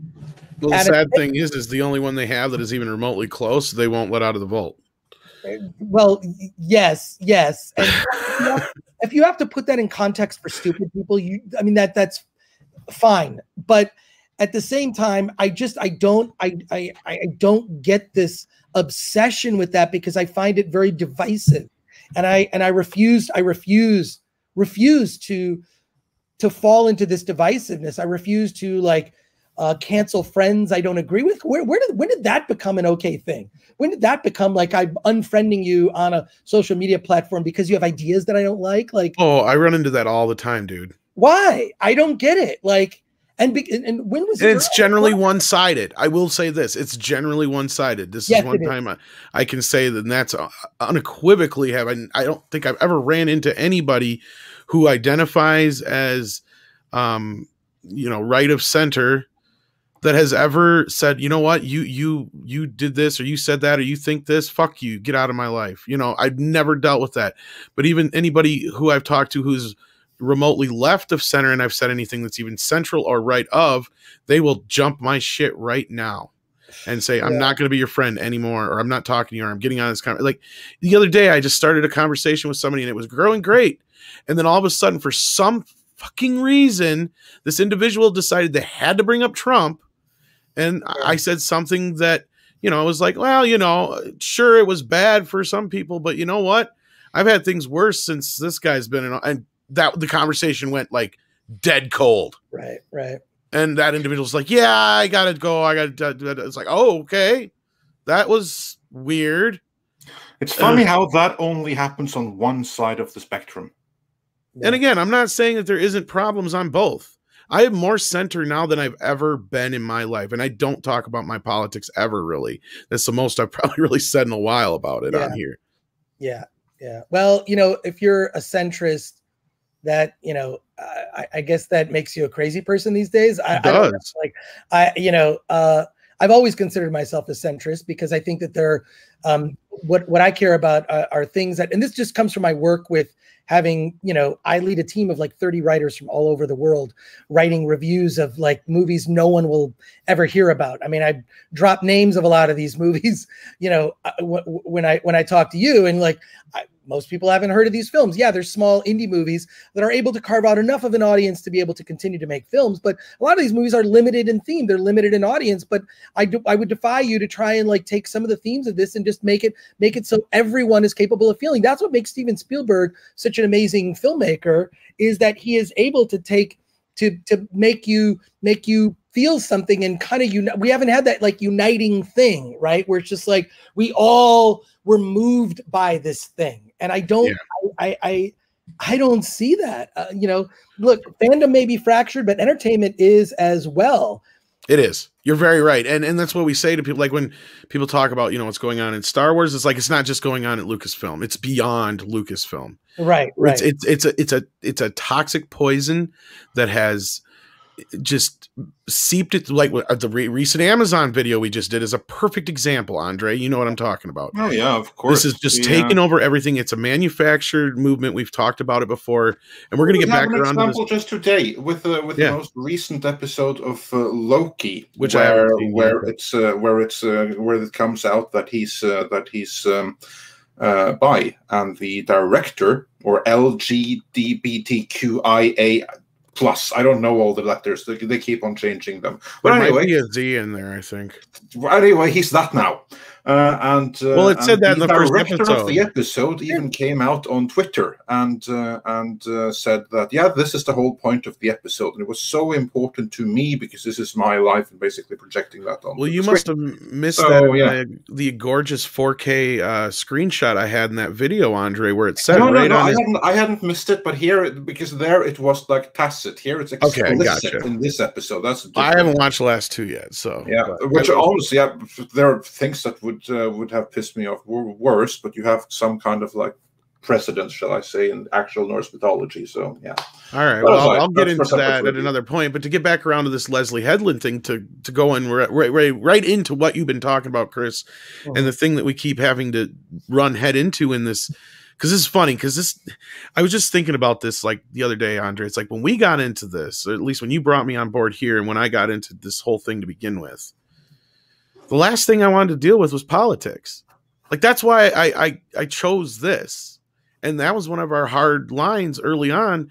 But the politics kept creeping in more and more. Yeah, that's the same thing that we've, like, also that mandate that I laid down. No politics. Yeah, we talk about the things that unite us. The only exception to that is if we have no other choice, because it gets infused into our entertainment. Yeah, and the same thing goes for all the ground zero for that. And speaking of Leslie Headland, the same thing goes for like all the Harvey Weinstein stuff and all that kind of business. If you've noticed, the only times we tangentially bring it up is when it is so associated with something that you can't avoid it. Like the perfect example was what's his face over at CBS, Moonves. Oh yeah, yeah, of course, yeah. Because they buried him with it. That's how they got rid of him. We knew something was coming. It was, yeah. It was very, very funny how that was orchestrated and how all 5 women came out at the same time in an article right before that critical meeting. So, yeah. Yeah, I hate to use the word funny too, but yeah, you're right on that. I would say more like ironic, but yeah.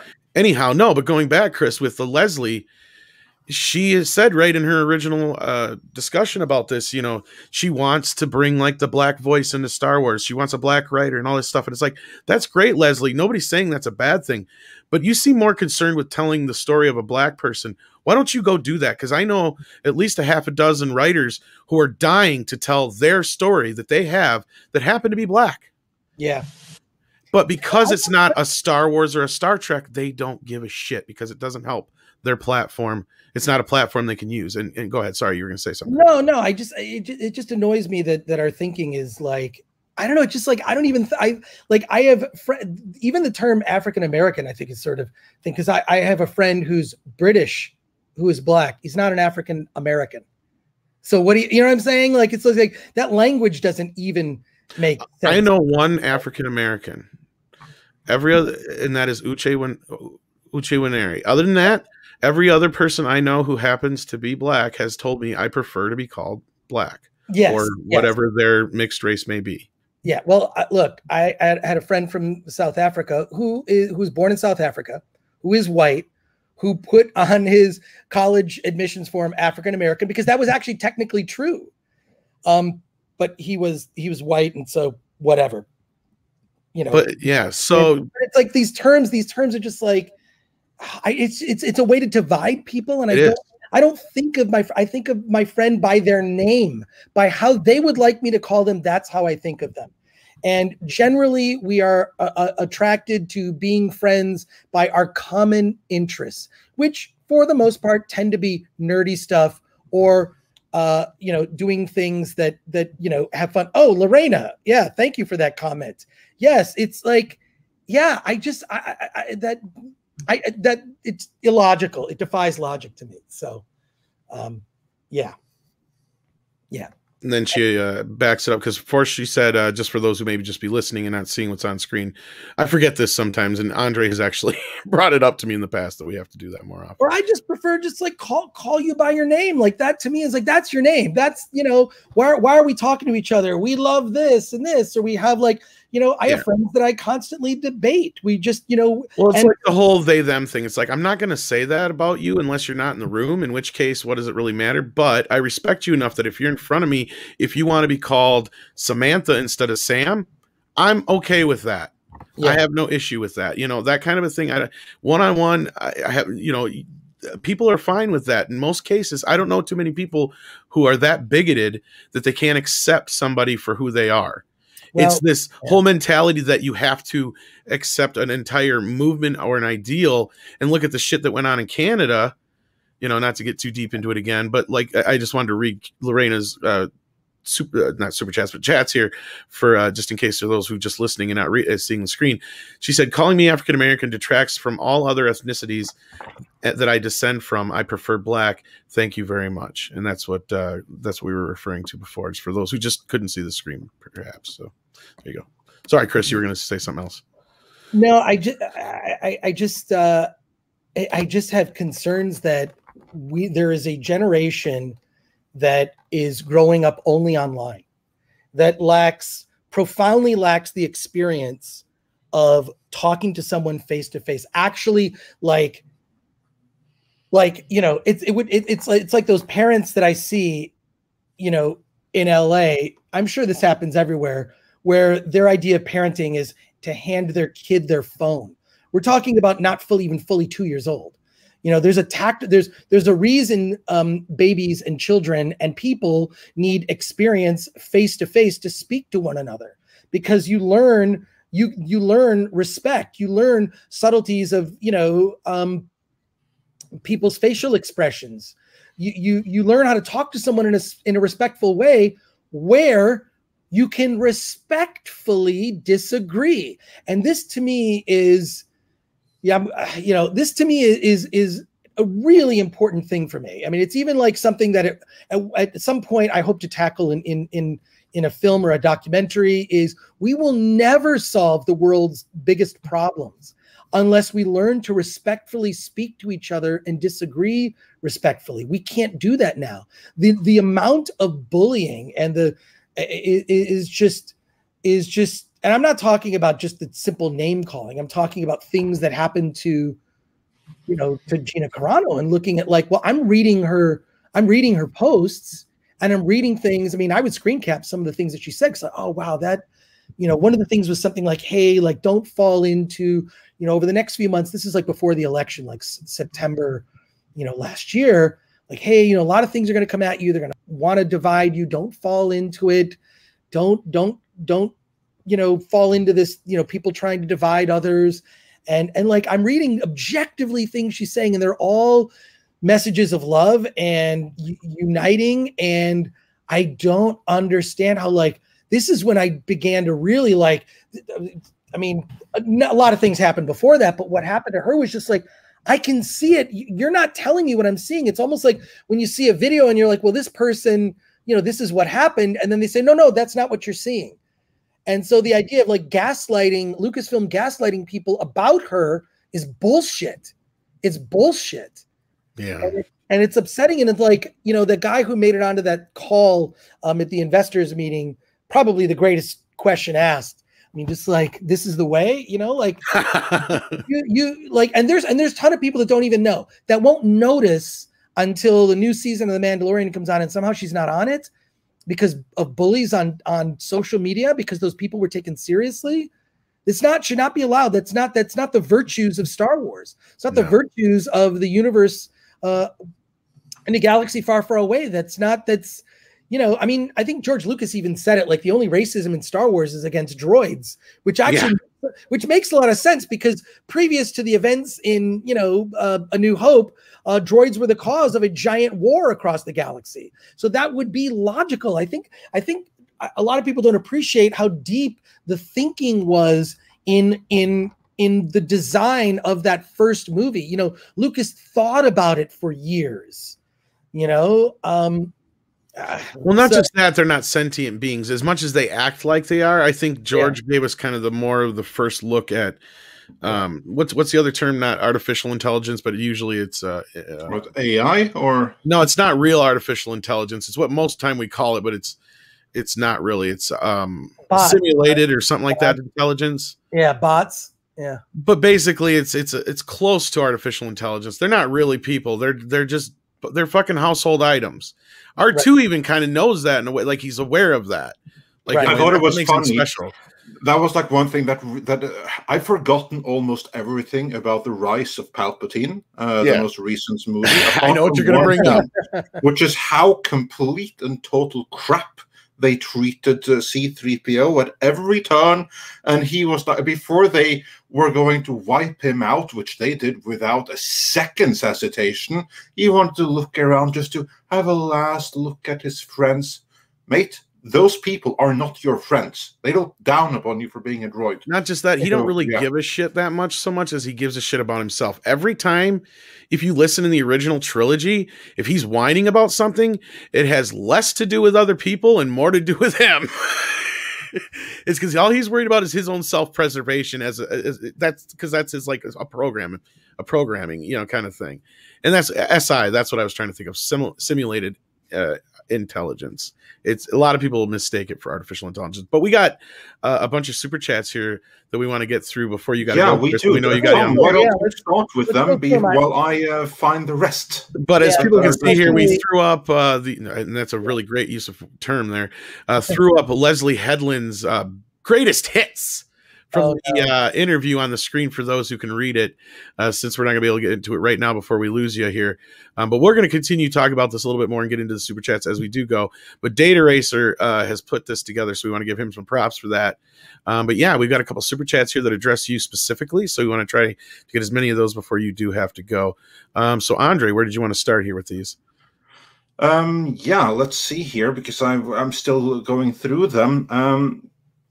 200 watt studio. While you're doing the other. Yeah, begin with 200 watt studio. I got you right here. I'll go through the rest and see. So we don't. 200 watt studio sent us $20. Thank you so very much. Says Chris, good to see you. Look forward to seeing you at Galley. Remember when people? Oh, go ahead. No, that Galley. That's Gallifrey 1. It's at the LAX Airport Marriott, and that is. We affectionately. I did this one year where I did a thing called LobbyCon. We just made badges out of napkins because the whole point is just to drink in the lobby and hang out with other Doctor Who fans. Yeah. So, which was always a blast. So yes, Galley. That's cool. Well, he continues here. He goes, remember when people would pitch with passion and remake idea, 310 to Yuma, etc. Now it's as if marketing dusts off old scripts the studio owns, no passion. That's a great point, 200 watt studio. I don't know if you had anything more to add to that, but yeah. No, just, yeah, you're right. It's, I just don't know if the people that are in the gatekeepers that are making decisions, are able to, they don't have the capacity to make the decisions that I think best serve the audience. I think that they've lost that capacity. And I think that it's so clear to me. I see it, like, it's just, and then when you get like the amount of shit that you need to tolerate to get into a position where you're even able to affect it in a positive way, i.e. someone like a Jon Favreau, is just, it's mind boggling that, something decent can come out of that. So, yeah. No, and I've made the point before where I'm actually somebody who's not adverse to remakes, but the problem, I think, and it kind of goes with what 200 Watt Studios just said, is there's no passion for it. There is zero passion for the project they're making. They're just doing it because it's a known quantity or property or whatever you want to call it. If they actually had any kind of passion for it, you'd get more things like 310 to Yuma or The Fly or something like that actually takes that initial idea and elevates it to a level that nobody really thought of before. That's somebody who takes an idea and takes a seed and sprouts it into a huge tree. We've seen some great Scarface and some other ones that are really amazing remakes that don't take anything away from the original, or even in most cases where the original was just kind of forgotten. And those are the best movies to remake usually. And there's great kernels of ideas where they just never got to come to fruition. But anyway, yeah. Moving on, Valiant Renegade says, Chris Gore just put more thought into Solo and the sequel trilogy in 5 minutes than the entirety of Lucasfilm did in 5 years. I'm willing to bet Valiant just watched your video, probably. If not, he just meant off something you said. Oh, is that a oh, good. Yeah, you must have watched the video. Look, I'm thinking so.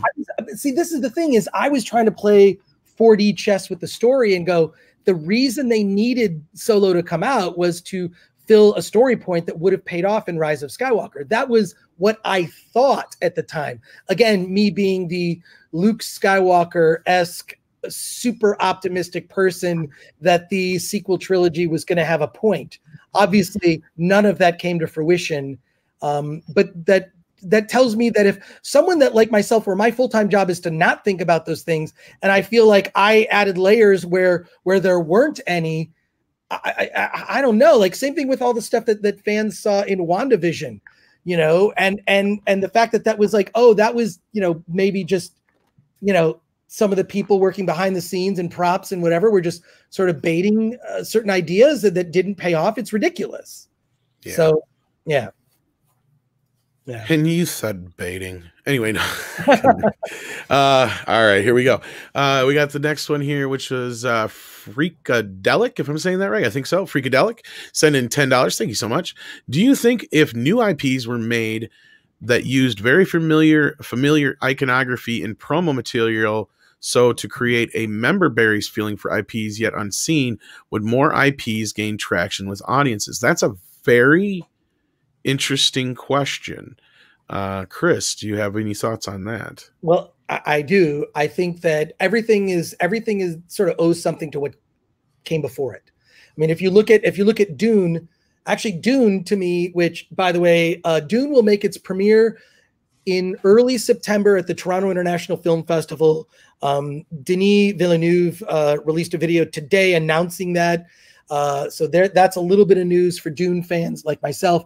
But reading through the Dune books, the first 4 to me are really pure, telling one story of Paul Atreides and his children. There's so many parallels between that and Star Wars. It definitely, George Lucas owes a debt to Frank Herbert. I mean, you have, twins, you have the idea of a desert planet, you have, there's just so many ideas that were lifted from Dune. I think that I'd like to see some sort of, evolution. This can happen in indie film. I just got a science fiction movie that came into film and I haven't seen it yet, so I can't vouch for it. It's called Settlers. And it's about terraforming, and I love indie sci-fi films. So that's something that I plan to check out. I think that there's got to be some individual creative thinkers to kind of take what Star Wars was and go, okay, well, what could we could explore a certain part of the galaxy, just don't call it Star Wars.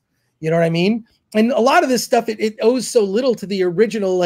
Even if it is an official franchise thing, you look at it and you just go objectively, if they just called this space movie, it would have been fine, but this isn't Star Trek. You know what I mean? I think that's especially true in Star Trek. It's this isn't Star Trek. This is space adventures and not very fun ones.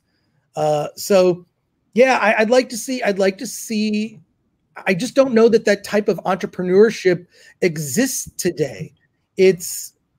And this is sort of a difference between American cinema versus sort of friends of mine that are Canadian filmmakers. You pitch your movie to the Canadian Film Board, and if the Canadian Film Board doesn't like it, you don't make your movie. Whereas in the United States, an American filmmaker can go, I'm just going to I'm going to do a crowdfund, or I'm going to borrow the money to make it, or I'm going to make it super low budget so I can do it. I mean, Quentin Tarantino famously was just going to do Reservoir Dogs, shoot it in Super 8 with his friends.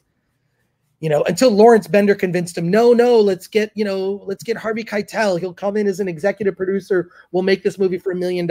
You'll have the production value that you're looking for. But there's nothing stopping sort of the visionaries of the future from making their movies. Christopher Nolan, that movie he made following his first film, which owes a lot to, there's Inception ideas woven into that, among others. Really interesting black and white movie he made over a summer. He could only afford 1 roll of film a week with his day job. He shot on weekends, and when the film ran through the camera and was over, he was done shooting. He only shot as much film as he could afford. He didn't get himself into debt, as a lot of filmmakers tend to do, early filmmakers like Kevin Smith and whatnot. So I don't know. I'd like to see new creative. There's nothing stopping you. There's nothing stopping you from doing that. So I would just encourage anyone doing that, make a successful movie at 1 minute, a successful 5-minute movie, 10 minutes, and just continue to increase the running time and to explore ideas. I think the real mark of a director is tone.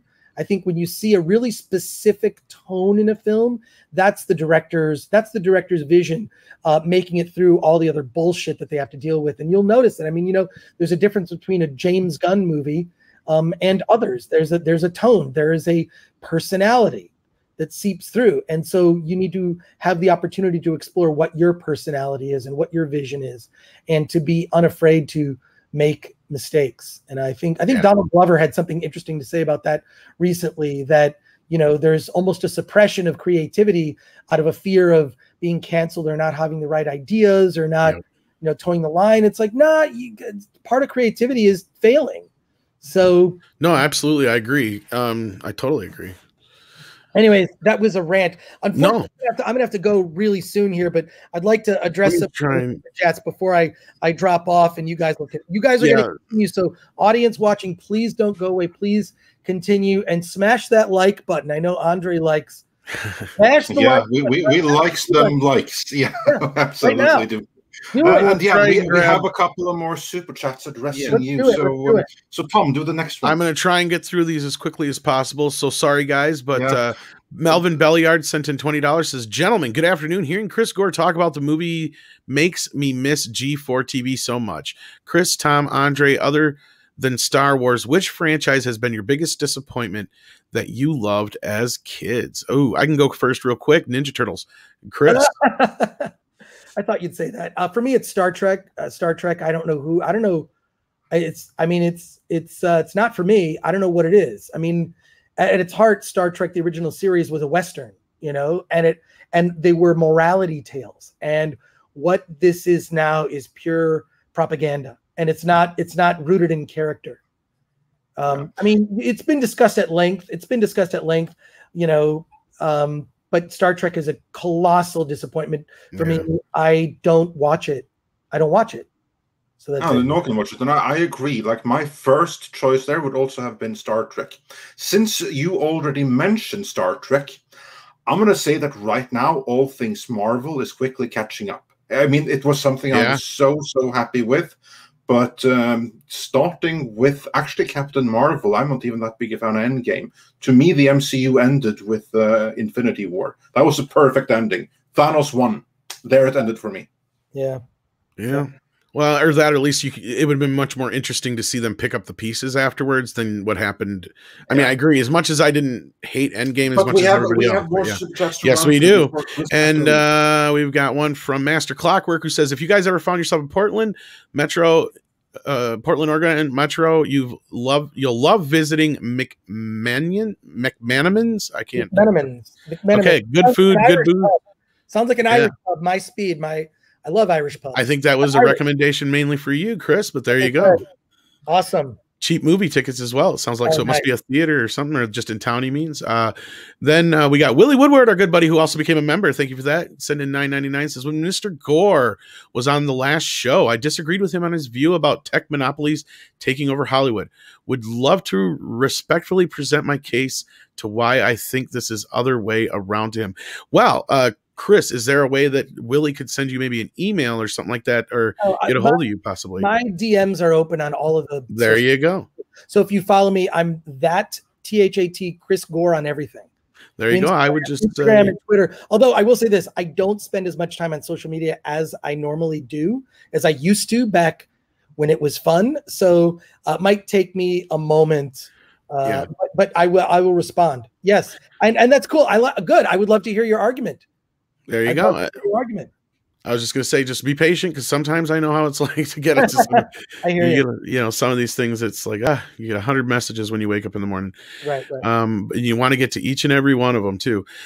Steven Sana, if I'm saying that right, I apologize if I'm not, says, LOL, G4 TV, Attack of the Show. I watched that show loyally. Everything was great, but to be honest, I couldn't stand Olivia Munn. To each his own. That's cool. Yeah. No, I really love that show. I know they're relaunching G4. Yeah. For me, it's going to be probably something like a Star Trek: The Next Generation. I don't expect to be involved. I am in the midst of working on a documentary about Attack of the Show, and it will be out next year. And that's all I'll say about that. Which you can actually. Oh, go ahead. Maybe you'll let me come on and talk about it, or maybe we can debut the trailer or something.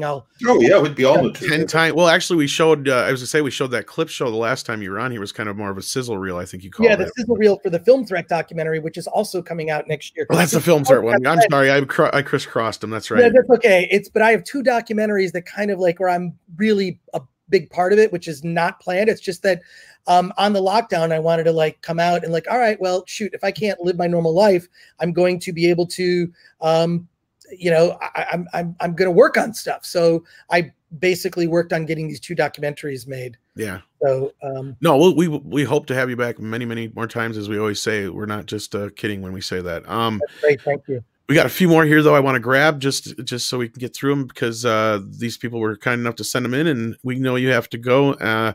Gabriel Quiriogo, if I'm saying that, I know I didn't say that right. Quirgo? Quiroga? Thank you so much. I had 2 years of Quiroga. That sounds much more like it. Thank you. My stupid Midwestern. Sorry, Tom. No, that's fine. I pronounce shit like hell. That's okay. Hail Midnight's Edge. So excited to hear from Chris Gore, and so are we. That he says, I saw his film courage and indie film hustle interview. Love your insight, Chris. Yes, we've been we talked a little bit about the film courage one earlier, but indie film hustle interview was good as well. Oh, thank you very much. I appreciate it. Thanks, Gabriel. And Tom, you got to grab the one on screen before we get the others that we can't get to. Sure. Valiant Renegade says, what a great show. Thanks for coming, Chris. Congrats on 20K subs, too. 3 hours flew by at work. Thanks to great commentary and tremendous entertainment. Thanks again for the plug, Midnight Session. Oh, of course, Valiant. You do great stuff, and we love you, buddy. And, 3 hours did fly by, Chris, but that's because we have an amazing conversation. And it wasn't just a Valiant. We've had a lot of people that have come to me on Twitter and DMs and on Twitter and retweeted us and whatnot and saying that this has just been an amazing conversation this morning. So we'd love to go on forever, but you have to go. So let's get through the rest of these super chats. Yeah, we just have a few more, and then you can, Then we'll let you go and Grace exit gracefully, and we'll get to the rest of the super chats. And there you go. So thank you for being patient, guys, and thank you, Chris, again for your time. I appreciate it. So Dash Deese, I think, was the next one. Says, Mr. Gore, I know you've been on Midnight's Edge before, but please remember to have an opinion. No offense sitting here. Tom is always willing to share his vehemently. No, I got no problems with saying what I think. You'll never catch me not having an opinion, but I enjoy the debate, because through debate we have understanding, and I don't, the tactics being used by certain people in this arena are not about having a respectful debate. They're about shutting down voices and harming others, and I can't. I think that that's unconscionable to me. It betrays the very spirit of fandom, which is supposed to be about acceptance and celebrating the things that we love together. And we don't all love the same things, maybe the same way, but the way I've seen certain people treated in this community have pissed me off to the point where I feel like now I need to enter the fray and I'm just annoyed at this, that this is allowed to happen, and that we're being gaslit into thinking certain things about certain people. It's unfair. I don't like it. So here I am. No, and I've heard you talk about this before, and you got a great passion for it, and that's why we love you. Hyper really Guyver, appreciate that passion, yeah. But moving on, we have a few more before. I was just about to say, Hyper Guyver 2 says you were at Celebration Orlando or Chicago and saw a white Wookiee walking around. That was me, blue and white Mando, and my wife. It was in Orlando. Boy, was it! Oh, you remembers? Oh yeah. Oh no. I have pictures from all that stuff. But yeah, I've only missed a couple of celebrations. I don't remember what I had for fucking supper last night, man. Oh my God. But celebration is, to me, I just love it. But there's some celebrations. There was one celebration in Orlando. I actually went to a party of a bunch of people dressed as Slave Leia. It was very, very interesting party, but it was not an official party. The unofficial parties and the hotel bar gatherings are almost more fun than the actual anything official that's happening. Although I will say I went to Celebration 1 in Denver, Colorado at the Flight Museum, and it was so amazing to go to the Jar Jar Jam. Maybe someone remembers that. I don't know why that means. No, it was, anyways, yeah. If anyone remembers that, that's awesome. That was back in the late 90s. That's awesome. Cool. I like that. That's cool. I've seen pictures of the Slave Leia thing though. So and then Andre, you got to get this next one. I cannot do it any justice. Yeah, okay, then that is my turn, because then we have, and this final one for you, addressing you, Chris, says for $5, I saw Settlers, directed by Wyatt Rockefeller a few days ago at the Tribeca Film Festival. Oh, well, that's great. Thank you for that. I will, yeah, wait, so you saw it? Who saw it? Who's the person? What's the name? That's the name. That's the user. Oh God, I thought you were doing that for. And actually, she has. No. Yes, it really is her online handle. Oh yeah, that's her handle online. Her mother. And she's actually been on Robert's show a few times. Oh, that's cool. So I have not seen it. I am going to watch it, And I love indie sci-fi because I feel like at some point someone is going to emerge from that and do something original. Thank you. Thank you for that. Yeah, I'm looking forward to seeing it. I want to see new voices emerge because they tend to always come from indie film. They tend to always come from indie film. And then it's a matter of like, can you retain your indie film spirit and then make something with someone else's money? I think it's a very difficult thing to do. So, you know, I applaud anyone that's capable of doing it. And at his heart, George Lucas is the most successful independent filmmaker ever. He just is. I mean, he's so there you go. Thank you. But I do, gentlemen, I do have to go. I can't. So this is my sign off. Tom, Andre, yes, thank you so much, man. Hail Tom, Yes. hail Andre. Thanks for being here. Thank you for having me. Hail Midnight's Edge. I just appreciate you. Check out Film Threat. Check out Film Threat, filmthreat.com. Check out, follow us on all the socials, the YouTube channel. You know, what I'm doing is different than what you guys are doing because what you're doing is already amazing. I'm not trying to compete with you guys, but you know, what I do is my focus is indie film, and that's what we're about. And there are gems in the rough. You kind of have to sift through them, find the things, but there's amazing things like potentially this movie Settlers, which I plan to check out. So hopefully next time I'm on the show, I'll have a whole new list of indie films to talk to you about. But I appreciate you allowing me to be a part of this, and part of my being here is to signal to others out there that the things that are being said about certain groups of people are not true, and they're not true. And this narrative is being perverted, and it's important for me that everyone be a part of the conversation. And the point is to have a conversation and not to shut down voices. Absolutely. Yes. Really, that's a really important thing for me. So truer words were never spoken. Yeah. And Tom, the honor is ours, man, to have you here. So thank you. Tom, say hi to the gang at FNT. I watch a lot of their channels individually. Yeah, we've talked about you a few times, man. Yeah, definitely. I tune in. It's like something I always do, like I have something boring I need to do usually. I'll keep that on in the background while I'm doing some mundane work. And it's a real joy. That's how I've discovered, everything, it sort of comes from that. So thank you again for that. And take care, everybody. In the words of Captain James D. Kirk, final words, it was fun. I thought they were, oh my. Oh my. It was fun. Yeah, it was, oh my. It was fun. Oh my. Yeah, because he did that to piss off the guy. Oh, good. Oh, that's great. That's great. Oh my God. Anyway, he died under the bridge saying, oh my, yes. And everyone in the chat and everyone, who stayed watching this whole time, thank you so much. I'm going to try and do this more often, but thank you for your support, and I really appreciate it. So take care, everybody. Well, we're glad. And our door is always open to you. So you're we're glad to be enablers. Excellent. Yeah, enable me. Cool. And I'll talk to you soon. Take care. Everyone. Okay. Excellent. Take care.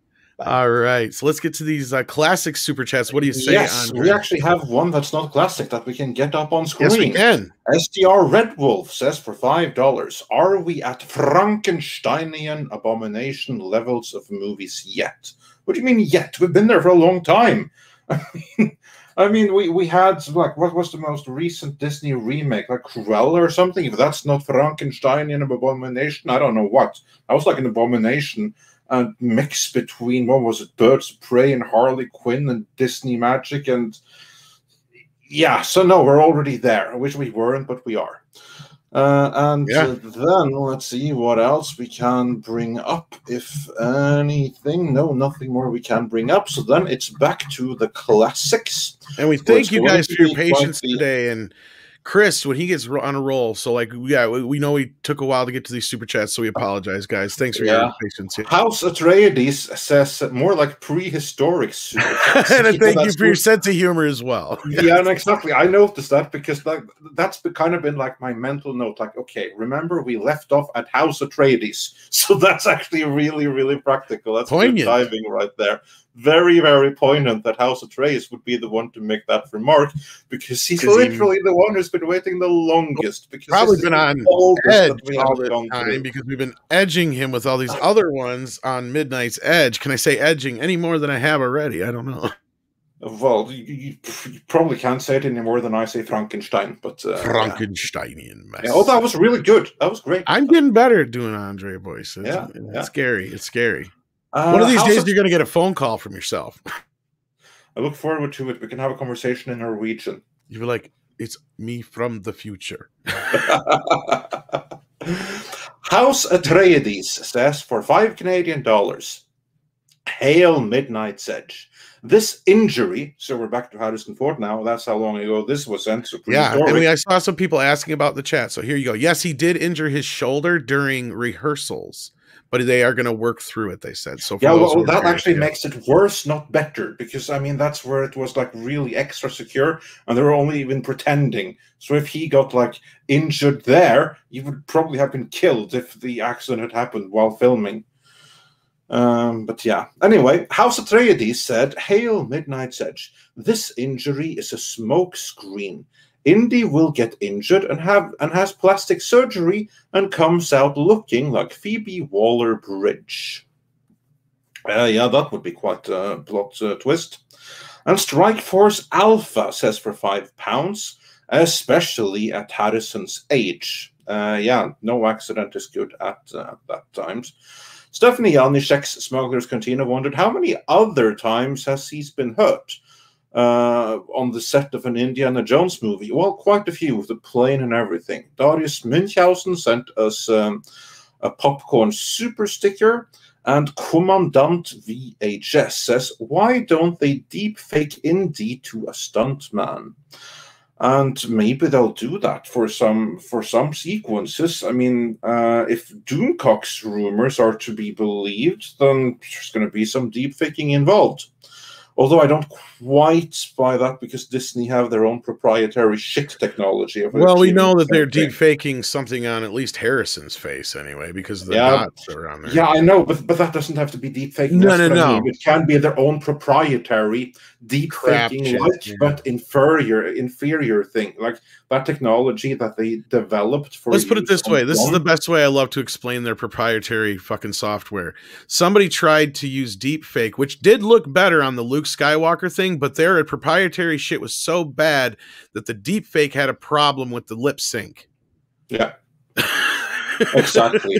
And that, unfortunately, is what they probably will be doing for no other reason than that it's proprietary, meaning it's probably some executive that gets a bonus payout every single time they use it, as opposed to using the far superior and free open source software. Yeah. Which will probably end up being legal before too long, you watch. But anyway, let's move on. Yeah, moving on. Captain Spire says, "Chris, even Robert Vaughn, who played anti-hero Gelt in Battle Beyond the Stars, was still given the best death scenes of all the heroes in the movie." I'm sorry we missed this one too, Chris, but yeah, that's a good point right there. And Stephanie Janishek Smuggler's Cantina says, "Read the prologue to The Last Jedi if you want to get really pissed off. It was a middle finger to the fans who wanted to see Han honored." I can't even imagine what they did there. Dark Light Zero says, "If you want to see the sheer laziness of the Star Wars sequel trilogy, compare the aliens from each trilogy series. I don't need to say any more." Then we had support for Chris in his first of many rants today. Dyrus then said, "Chewbacca died saving Anakin Solo's life, the son of his best friend. In the EU, Disney kills Han with his whiny emo loser son." Yeah, that was bad. Shogun Orta says for $5, "Man be playing with fire if you do a Vader series and get it wrong." Here's the thing, though. If they do that, don't get it wrong. I mean, have Jon Favreau do it, and then...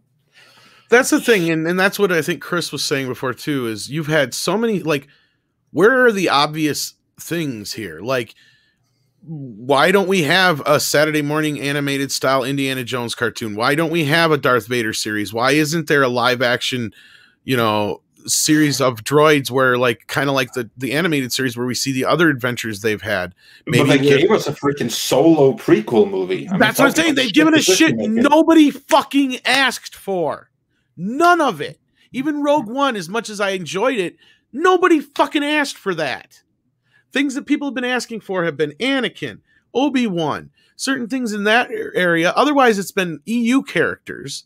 And they don't want the, and I'm not yelling at Andre, guys, and he knows it, and they don't want the fucking stupid versions that they have now. They wanted the EU versions, and that's where the core of this whole split happened, is that initial core fan base, which, again, you see it time and time and time and time again in all these franchises, which is just all the stuff we were just talking about with Chris. It's the San Andreas fault, you will, as you will, of the fandom when they do this. It's done. It's over with. There's no going back now. You can't fix it. Even Superman couldn't fix it. Yeah, no, that's a good point right there. And then moving on, AW says for €5, young men and boys find their heroes in manga and anime. Some of the best are women too. And Nelson Chereta says for $2, has Alan Dean Foster gotten his money yet? I don't know if he has gotten them, but I think that but the last I heard, there was positive movement. Then I haven't heard anything since. I don't know if he's gotten paid, but there has some kind of communication. There has been. I know that. That I know too, because he couldn't answer me when I flat out asked him. So that suggests that something probably, if you asked him and he can't really answer, that means that something has happened and he's not at liberty to discuss it. Exactly, and that's and even he was not even obviously in kind of hinting at anything. So.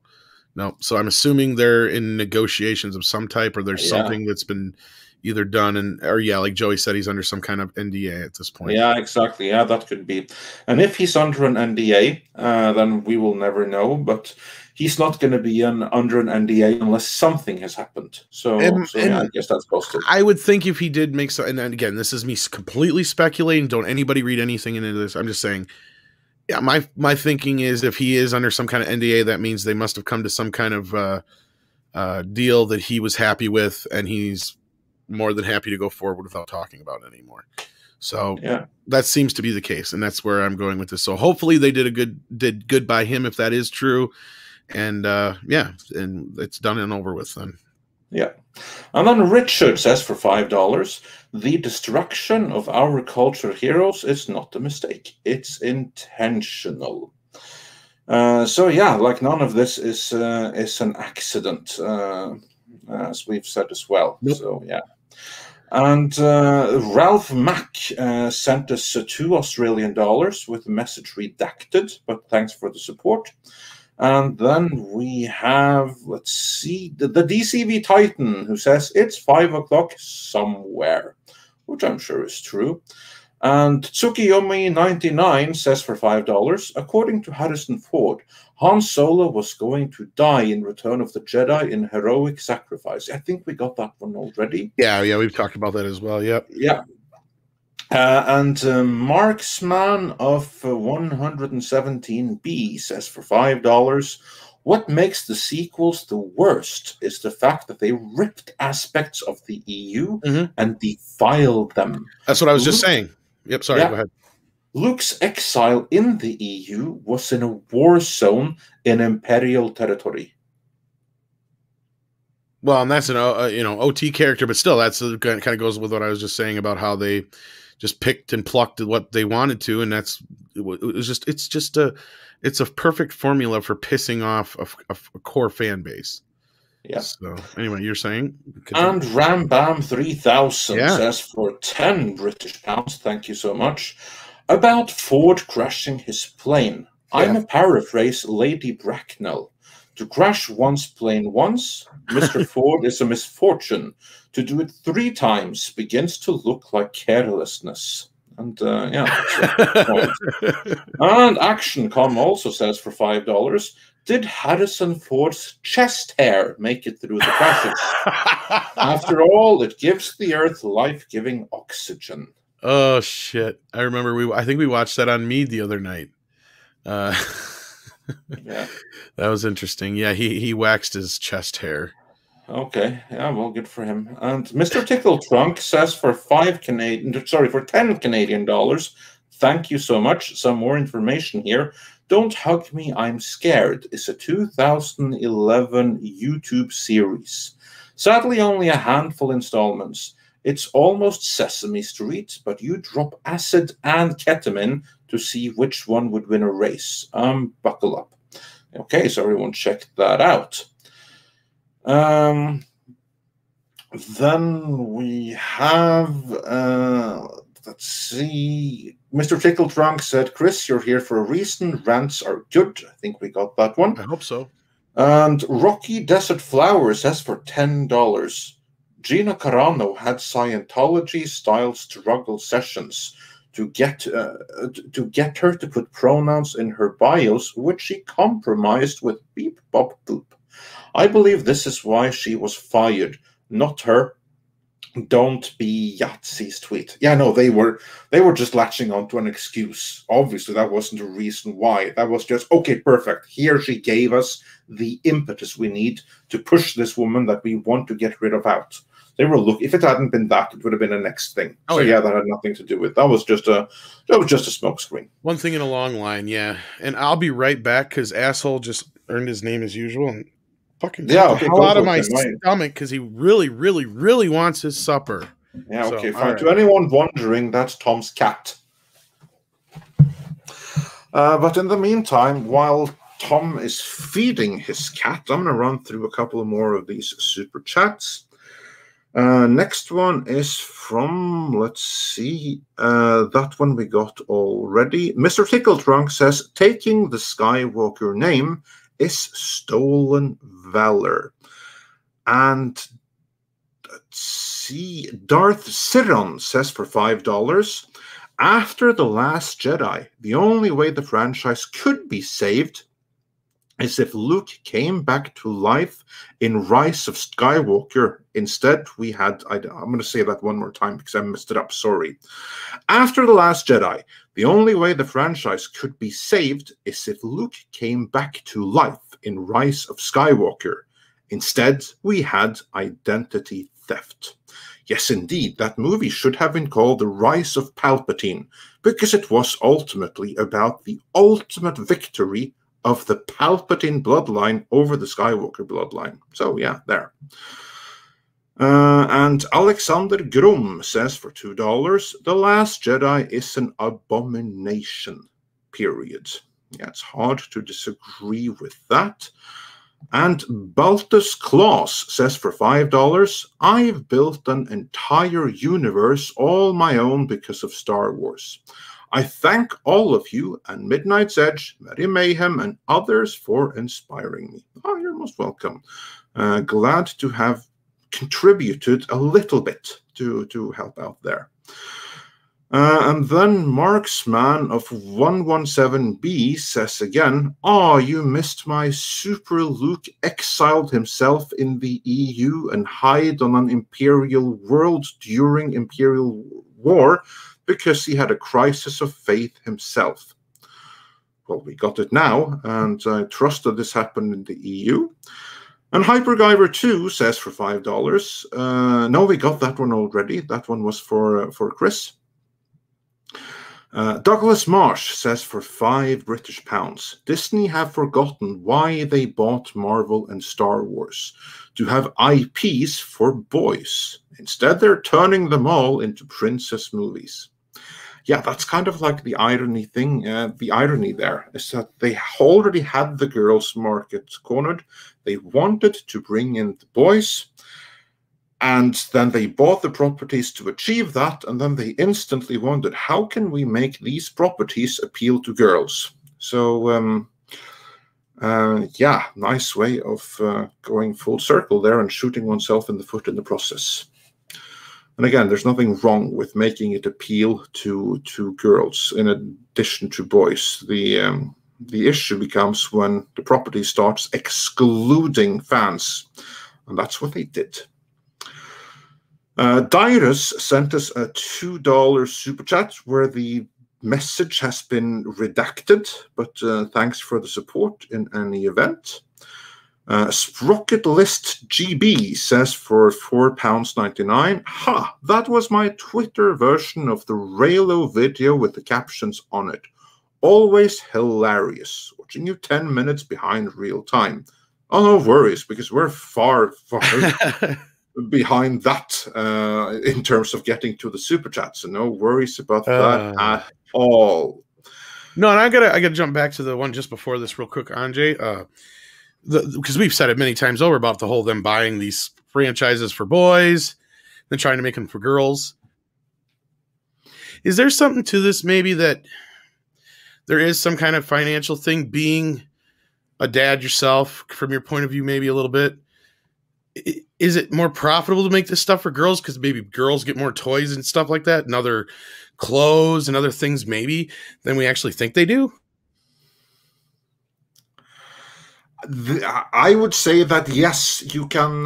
That the girls want more stuff to doll themselves up with. You can have more clothes and more makeup. You can. There's more opportunities for merchandise with girls than there are with boys. I was just thinking that. It was just an odd thing that came to me, and when you brought that up, I heard, and you jumped to the next one. I wanted to get in there, but no, I was thinking of that the other day. Well, no, it was like I heard you bring it, and I wanted to jump in, but no, you didn't know I was back yet. And no, I just heard that, and I was thinking that that exact same thing the other day. It's like, that doesn't make no sense at all. Because Iger explicitly said that's why he got these properties. That's always why he wanted these properties.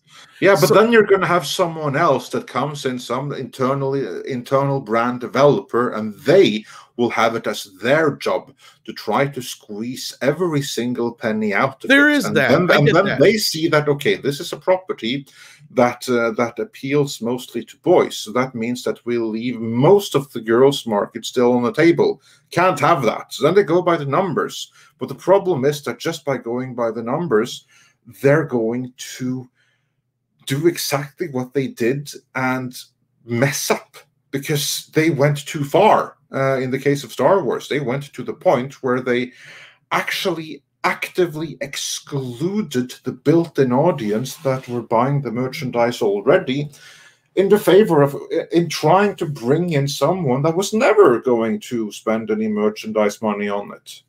Well, I mean, I hate to bring in the point, but I think there may be something to it, more so that we'll get into it later because there may be a video in this. Yeah, that's we still have a couple of more super chats. Yes, and that's what I was thinking. I don't want to get too deep into this right now. We'll talk about it later. Yeah, exactly. And then Stephen Otten said, when everyone's theory is better than the movie you made, you have epically failed. Yeah, that's a very, very good point. And Meta Random says for $5, the fans are now the oppressed. When is the Star Wars Pride Parade? Well, yeah, good question. Probably this month, isn't it? Yeah, and the Mad Leprechaun says, well, actually, they kind of had already, didn't they have like some covers or something where everyone was, filled with pride? So they had something like that. Yeah, you're right. I don't remember exactly what, but like, oh yeah, everything they've done in the last 3-4 years.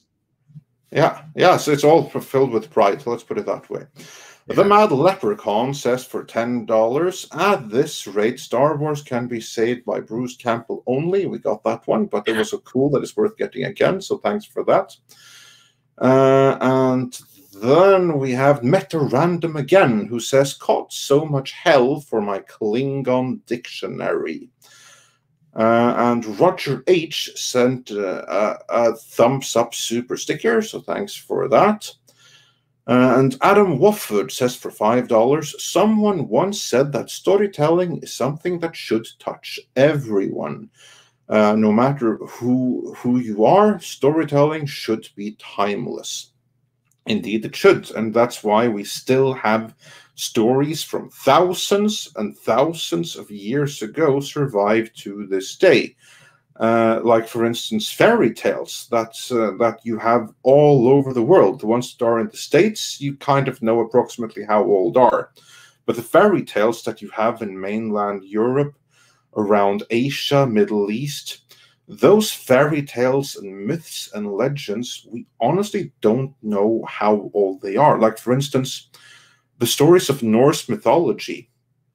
There are some scholars that think that they actually predate the Ice Age.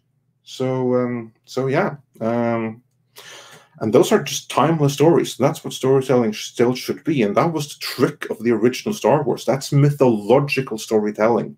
And that is timeless. Paul Elder says, how about a race and gender swap of the movie Shaka Zulu? Now, you all know that door swings only one way. That being said, I would actually welcome a Shaka Zulu movie. That would be pretty cool. And then we have, let's see if there are any more. Otherwise, I think we are getting close to caught up. Close to caught up, not quite there. 200 Watt Studio says, Mangold upset when Matt said he was worried about Harrison Ford's age and Ford injured during rehearsals. Mangold thinking of that when he read Matt's tweet. Yeah, this is something we said in the beginning. Yeah. I think that injury, we learned of it now, but I don't think it happened today. Well, I think it was a perfect storm. The injury happened in the first week of filming, and that's why Mangold was so upset. And that's why he was looking for tweets and why Matt Cadish tweet hit so close to home. I'll go one step further, Andre. I'm going to posit this is exactly probably what happened. And again, this is me speculating, but I'm going to this is what I think went down. He got hurt earlier this week, like we had said. Yeah, here's the tweet, by the way, from 200 Watt Studio. Yep. Could bring it up on screen. I would say if we got him to bring up, go ahead. This happened earlier this last week. He had all the leaks come out. It wasn't so much that I think he was looking for the tweets as he was. All this was a perfect storm of all this shit happened and came down at him at once. Plus, if Harrison was hurt, that's why they hadn't been doing anything. So even though they probably quote unquote started shooting, I'm wondering if they even really got anything going other than the few shots we saw already.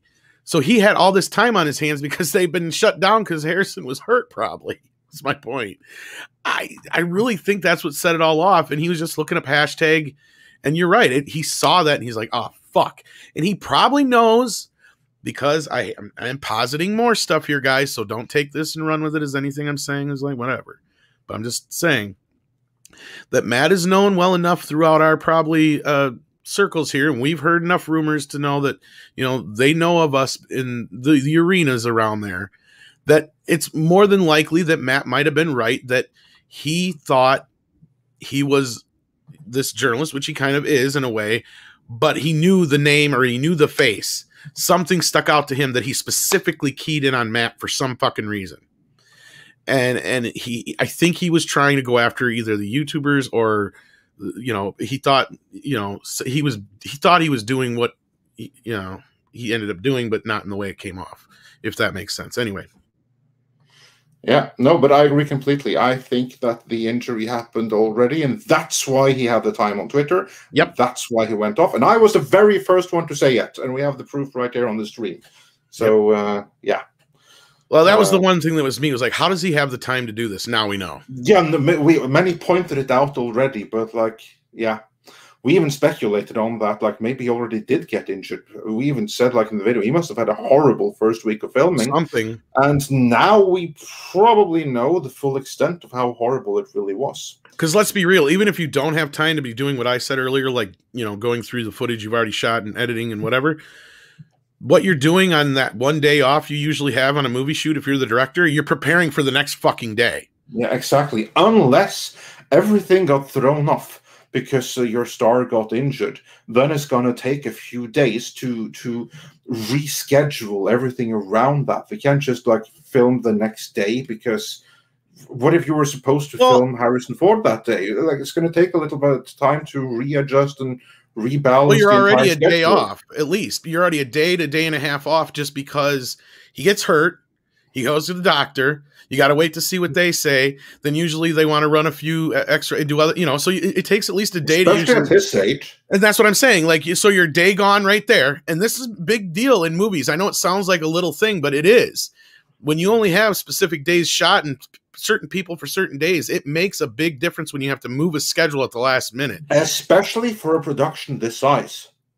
In terms of right, exactly my point. Yeah, but yeah, that's. So let's just say, for the sake of argument, that because of this injury, just to get a diagnosis, he was already out a day and a half, and then the doctor's like he's going to need at least a day of rest, and then they're going to have to sit down and figure out how to reschedule that first 2 weeks or whatever around his injury. So right there you go. You're right, Andre. I think we anyway, stop BJ, just as Nina says. Hey, I'm almost halfway there, so. Actually, I am about halfway there when it comes to him. So, yeah.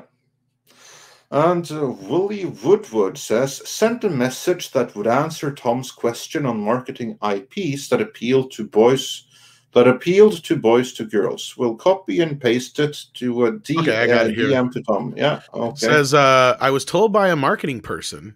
This is that women tend to spend more money on products than boys and men. And this is what I was thinking exactly, Willie. They're not marketing to focus too much on little girls, rather teens and young adult women. That's another thing I was getting at. And Andre, I'm going to say one more thing when it comes to this, and that is She-Ra. And I think I have an idea for a video, but yeah, moving on. It's like a video we can work on in the background. Absolutely. I think you already kind of know what I'm getting at. Oh yeah. And Straight White Mage also says, as a parent of sons and daughters, boys' items require maintenance, while the girl herself requires the maintenance. Well, and that's just it. Yeah. And boys, it's like they generally key in on one thing. And that's kind of another thing I thought about. Exactly. That's like the thing. So, yeah, girls are more profitable for companies like Disney because you have so many more venues to monetize. There's still plenty monetizing opportunities with boys, but not as many. Exactly. And that's what I was kind of thinking. That's a very good point there. Yeah. And with that, we are fully caught up. Awesome. And we didn't go too far over, but not too short either. And hello, Nina. I saw you in the chat as well. And all the other people who joined us, we appreciate you being here every single Monday, Wednesday, and Friday on Midnight's Edge. And if you can join us on Tuesday and Thursdays on Midnight's Edge After Dark at 5 p.m. Eastern. And also, if you speak Spanish or want to learn Spanish, we have another channel to talk about. Isn't that right, Andre? Yes, we have Midnight's Edge Espanol, which is also live on Tuesdays and Thursdays. And this Thursday, that is tomorrow, there's actually a live watch party of the very first Zorro movie. And here's the cool thing.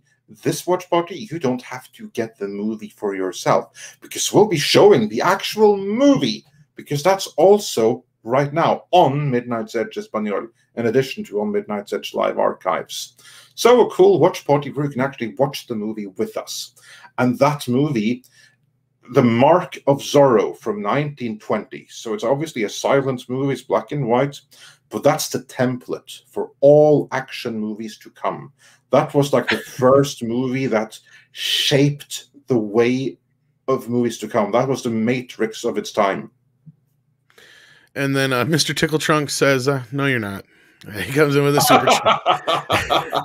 And I swear I saw somebody here say that they thought that we missed their super chat, but I can't find it now. Because this thing moves so quick on me, of course, and I apologize for that. Well, it's okay. If anyone thinks that we missed the super chat, let us know right now. Set please. In the comments, and we'll start. We'll stagger for a few seconds here, but yeah. And if any of the... Go ahead.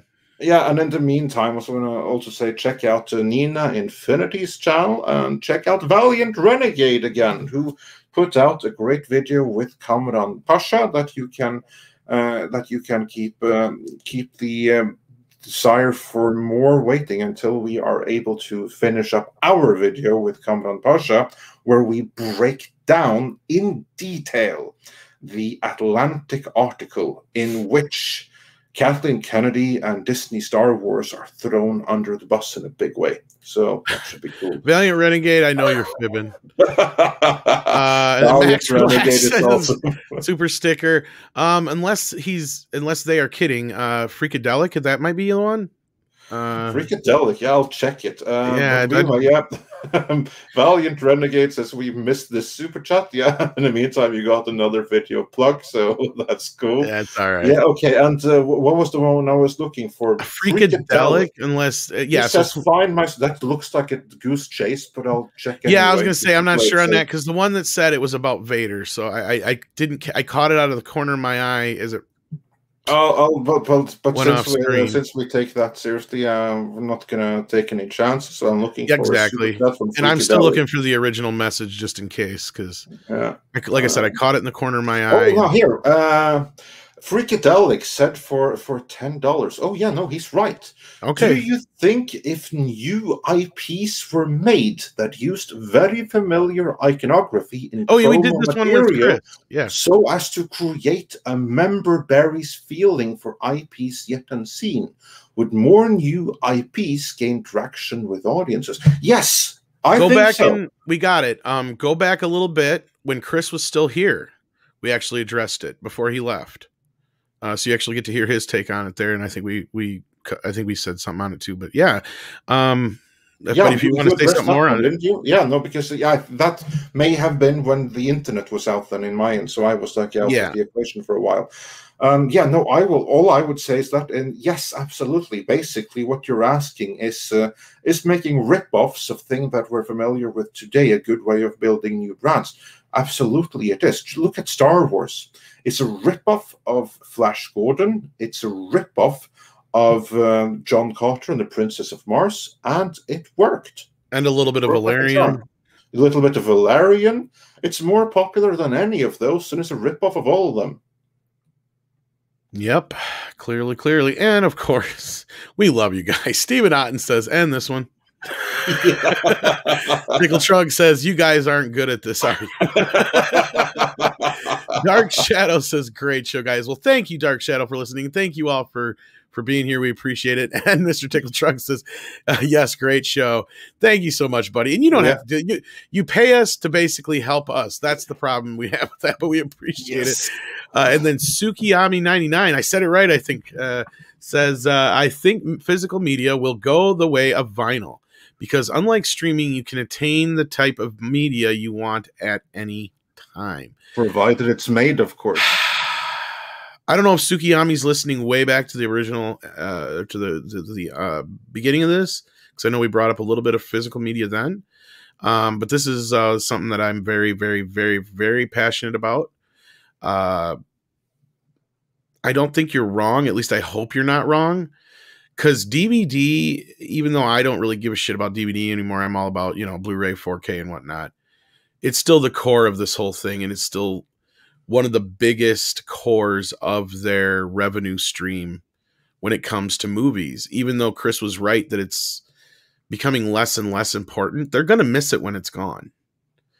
And other people are going to miss it when it's gone too, because the United States is one of the few places where it's really become that scarce. Because a lot of other countries still embrace physical media. So I don't think you're getting physical media in Norway, for instance. Exactly. I was going to say, and Andre, you probably know exactly what I'm talking about. So, yeah. Do I think it'll go the way of vinyl? If you mean that it may go away for a little while and then make a resurgence, collective thing, yeah, probably. Yeah. And the great thing about 4K and regular Blu-ray, and that it's at a high definition. A lot of those things you can't really do much better with unless they're processed in some way. So yeah, like vinyl, which most people forgot, with the skips and the pops and the hiss here and there with certain things, if you got a crappy needle and stuff, if you really actually listen to it, vinyl was so much better than most people remember. And there's differences there, especially if you have an analog recording, and there's arguments to be made as far as quality and how it sounds compared to digital. But again, do I think it'll come back? Yeah, I think it will. I think there'll be a reason for it at some point, because if we keep going down this road we're going right now, they're going to not only just alter movies, but like movies like Song of the South, which regardless of what you feel about it, they're going to be gone. And there's not only that, they're going to be altered, and generations here on out will either no longer know these films or no longer know the versions that were initially there. And you have that already. I mean, most movies made a century ago are lost now. Not only that, movies made 50 years ago are lost now. Yeah. Well, and that's just because of the nitrates of film and certain other elements too. But no, I like this analogy, actually, the more I think about it, Sukiyami. I'm glad you brought this up, because also, like in music, we've seen this already. How many albums, songs have been edited, excised, changed. And we don't have those initial versions at our, beck and call anymore, because the only version that's on iTunes or Amazon is that new cut version. And then here, I already have one, for instance. There's a song on GNR Lies that you can no longer get on the newer pressings, that you can only get on the older ones. Well, there you go. That made that worth it again to keep that and preserve it. Because, it's still out there in the ethos somewhere, but you have that and nobody can take that away from you. And guess what? If your internet goes down, you can still pop in a Blu-ray, just like you can still listen to vinyl if the radio station goes out, or whatever, or you don't want to find a radio station you can't get anything good on, that's the beauty of it. Yeah. And also, Paulie reminds everyone that as we just said, Zorro Watch Party mañana, 9 a.m. Pacific time on Midnight's Edge Espanol. And again, Paulie, you will be able to watch the whole movie.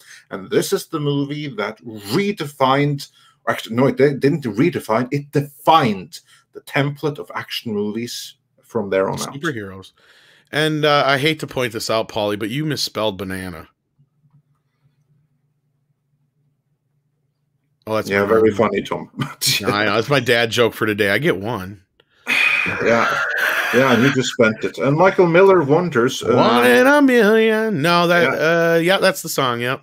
Yeah. For the one specific line, which is funny because that it also makes Bobcat Goldthwait's stand-up bit about that completely obsolete too, if you don't know what he's talking about. So yeah. Anyway, continue. And Michael Miller wonders, which Zorro? No, the very, very original Zorro, the 1920 The Mask of Zorro, based on The Curse of Capistrano, which is actually also an incredibly true adaptation of the original story. And a very fine movie. Yeah, and a good primer before that would be not just to watch the movie for yourself so you can enjoy it without the commentary from whoever shows up, whether it's, just the guys over there and Andre and myself, whoever does pop in. You should watch the movie, but also check out our I figured you would be. Excuse me, but also watch our retrospective on that, which also has a director's cut now. Yes, exactly. That's the only one you can find because I unlisted the original one. So, well, yeah, you can find it. Oh, way to go, all Lucas on everybody there, Andre. No, I only said unlisted. I didn't privatize it. I know. I'm just giving you shit. This is my preferred version now. Yeah, exactly. It's my preferred version. It's my preferred version. Or should I call you what's his face? Ridley Scott. We always give shit to. And coming in here just at the last moment, I'm gonna let you take this one here. Yes, Novo Branec. I think probably it's Novo Branec. That probably should be like an ch instead of a C. Says for 40 Russian rubles. Thank you so much. What was thank you in Russian again? I don't remember. Spasiba. Loser of streaming war might revive physical media. Yeah, again, Blu-ray might go the way of LP. You never know. That's the one thing you got to remember. Sony is still heavy duty in the physical media race, and they are not. They don't have any exclusive. I mean, they've got certain deals with streamers, but they don't have anything to where all of our movies are now going to this streamer. So Sony is one of those companies to keep an eye out for. And I know it's just odd because the tables have turned from when I first started working with Andre. At that point, Sony had gone from, the heights of heights with certain things to the lowest of lows, and they were getting beat out by, as you call them, Bomb Factory Lionsgate. Yeah. in revenue. The sort of name. And now and then add in the other make because you can't fucking make this shit up. One of the other people that we pointed out is this is one of the men that you need to get out of this industry. Tom Rothman has been Sony's saving grace at this point. He has brought that company back from the dead. And not only that, they are a force to, and mark my words, they're going to be a force to be reckoned with even more than they have been already, because he's managed to pull in people like Nolan, Tarantino, and don't be surprised if he starts wheeling and dealing with some other big auteur directors, because that's what he does. And he will give you Baby Drivers out the ass. He will give you stuff like John Wick all day long. He will give you any new kind of property as long as he keeps doing that, it'll be fine. And he lets other people handle the franchise stuff. And I think that's where he's more than happy to let Kevin Feige deal with Spider-Man. Right, Andre? I mean, unless you think something differently. No, I agree completely. You're completely right. And Rambam 3000 also says, William Gibson goes into the subject of movies so digitally altered that no one knows how the original goes. In his anthology, Distrust that particular flavor. Yeah, I'm not surprised that William Gibson would do that. For those wondering, William Gibson is the author of the novel Neuromancer, which makes him, if not the creator, then certainly one of the granddaddies of cyberpunk. So he would know what he's talking about right there. And with that, we are fully caught up. Check out the Ultimate Mark of Sorrow retrospective. Prince Andrew has evidently great, please. And while we're doing that, I want to send you guys off to a raid, the hot toys as they call it. Yes, go over to R&B and Asa stream and tell them Midnight's Edge sent you. Please do, please do. It's always fun to see you guys flood the chat with love. And with talking about love, we got koalas in the rain. Koalas in the rain, koalas in the rain, no fucks given. Koala, koalas in the rain, koalas in the rain, no fucks given. Koala, koalas in the rain, koalas in the rain. It is Mr. Tickle Trunk time for drop bear precipitation in the precipitation.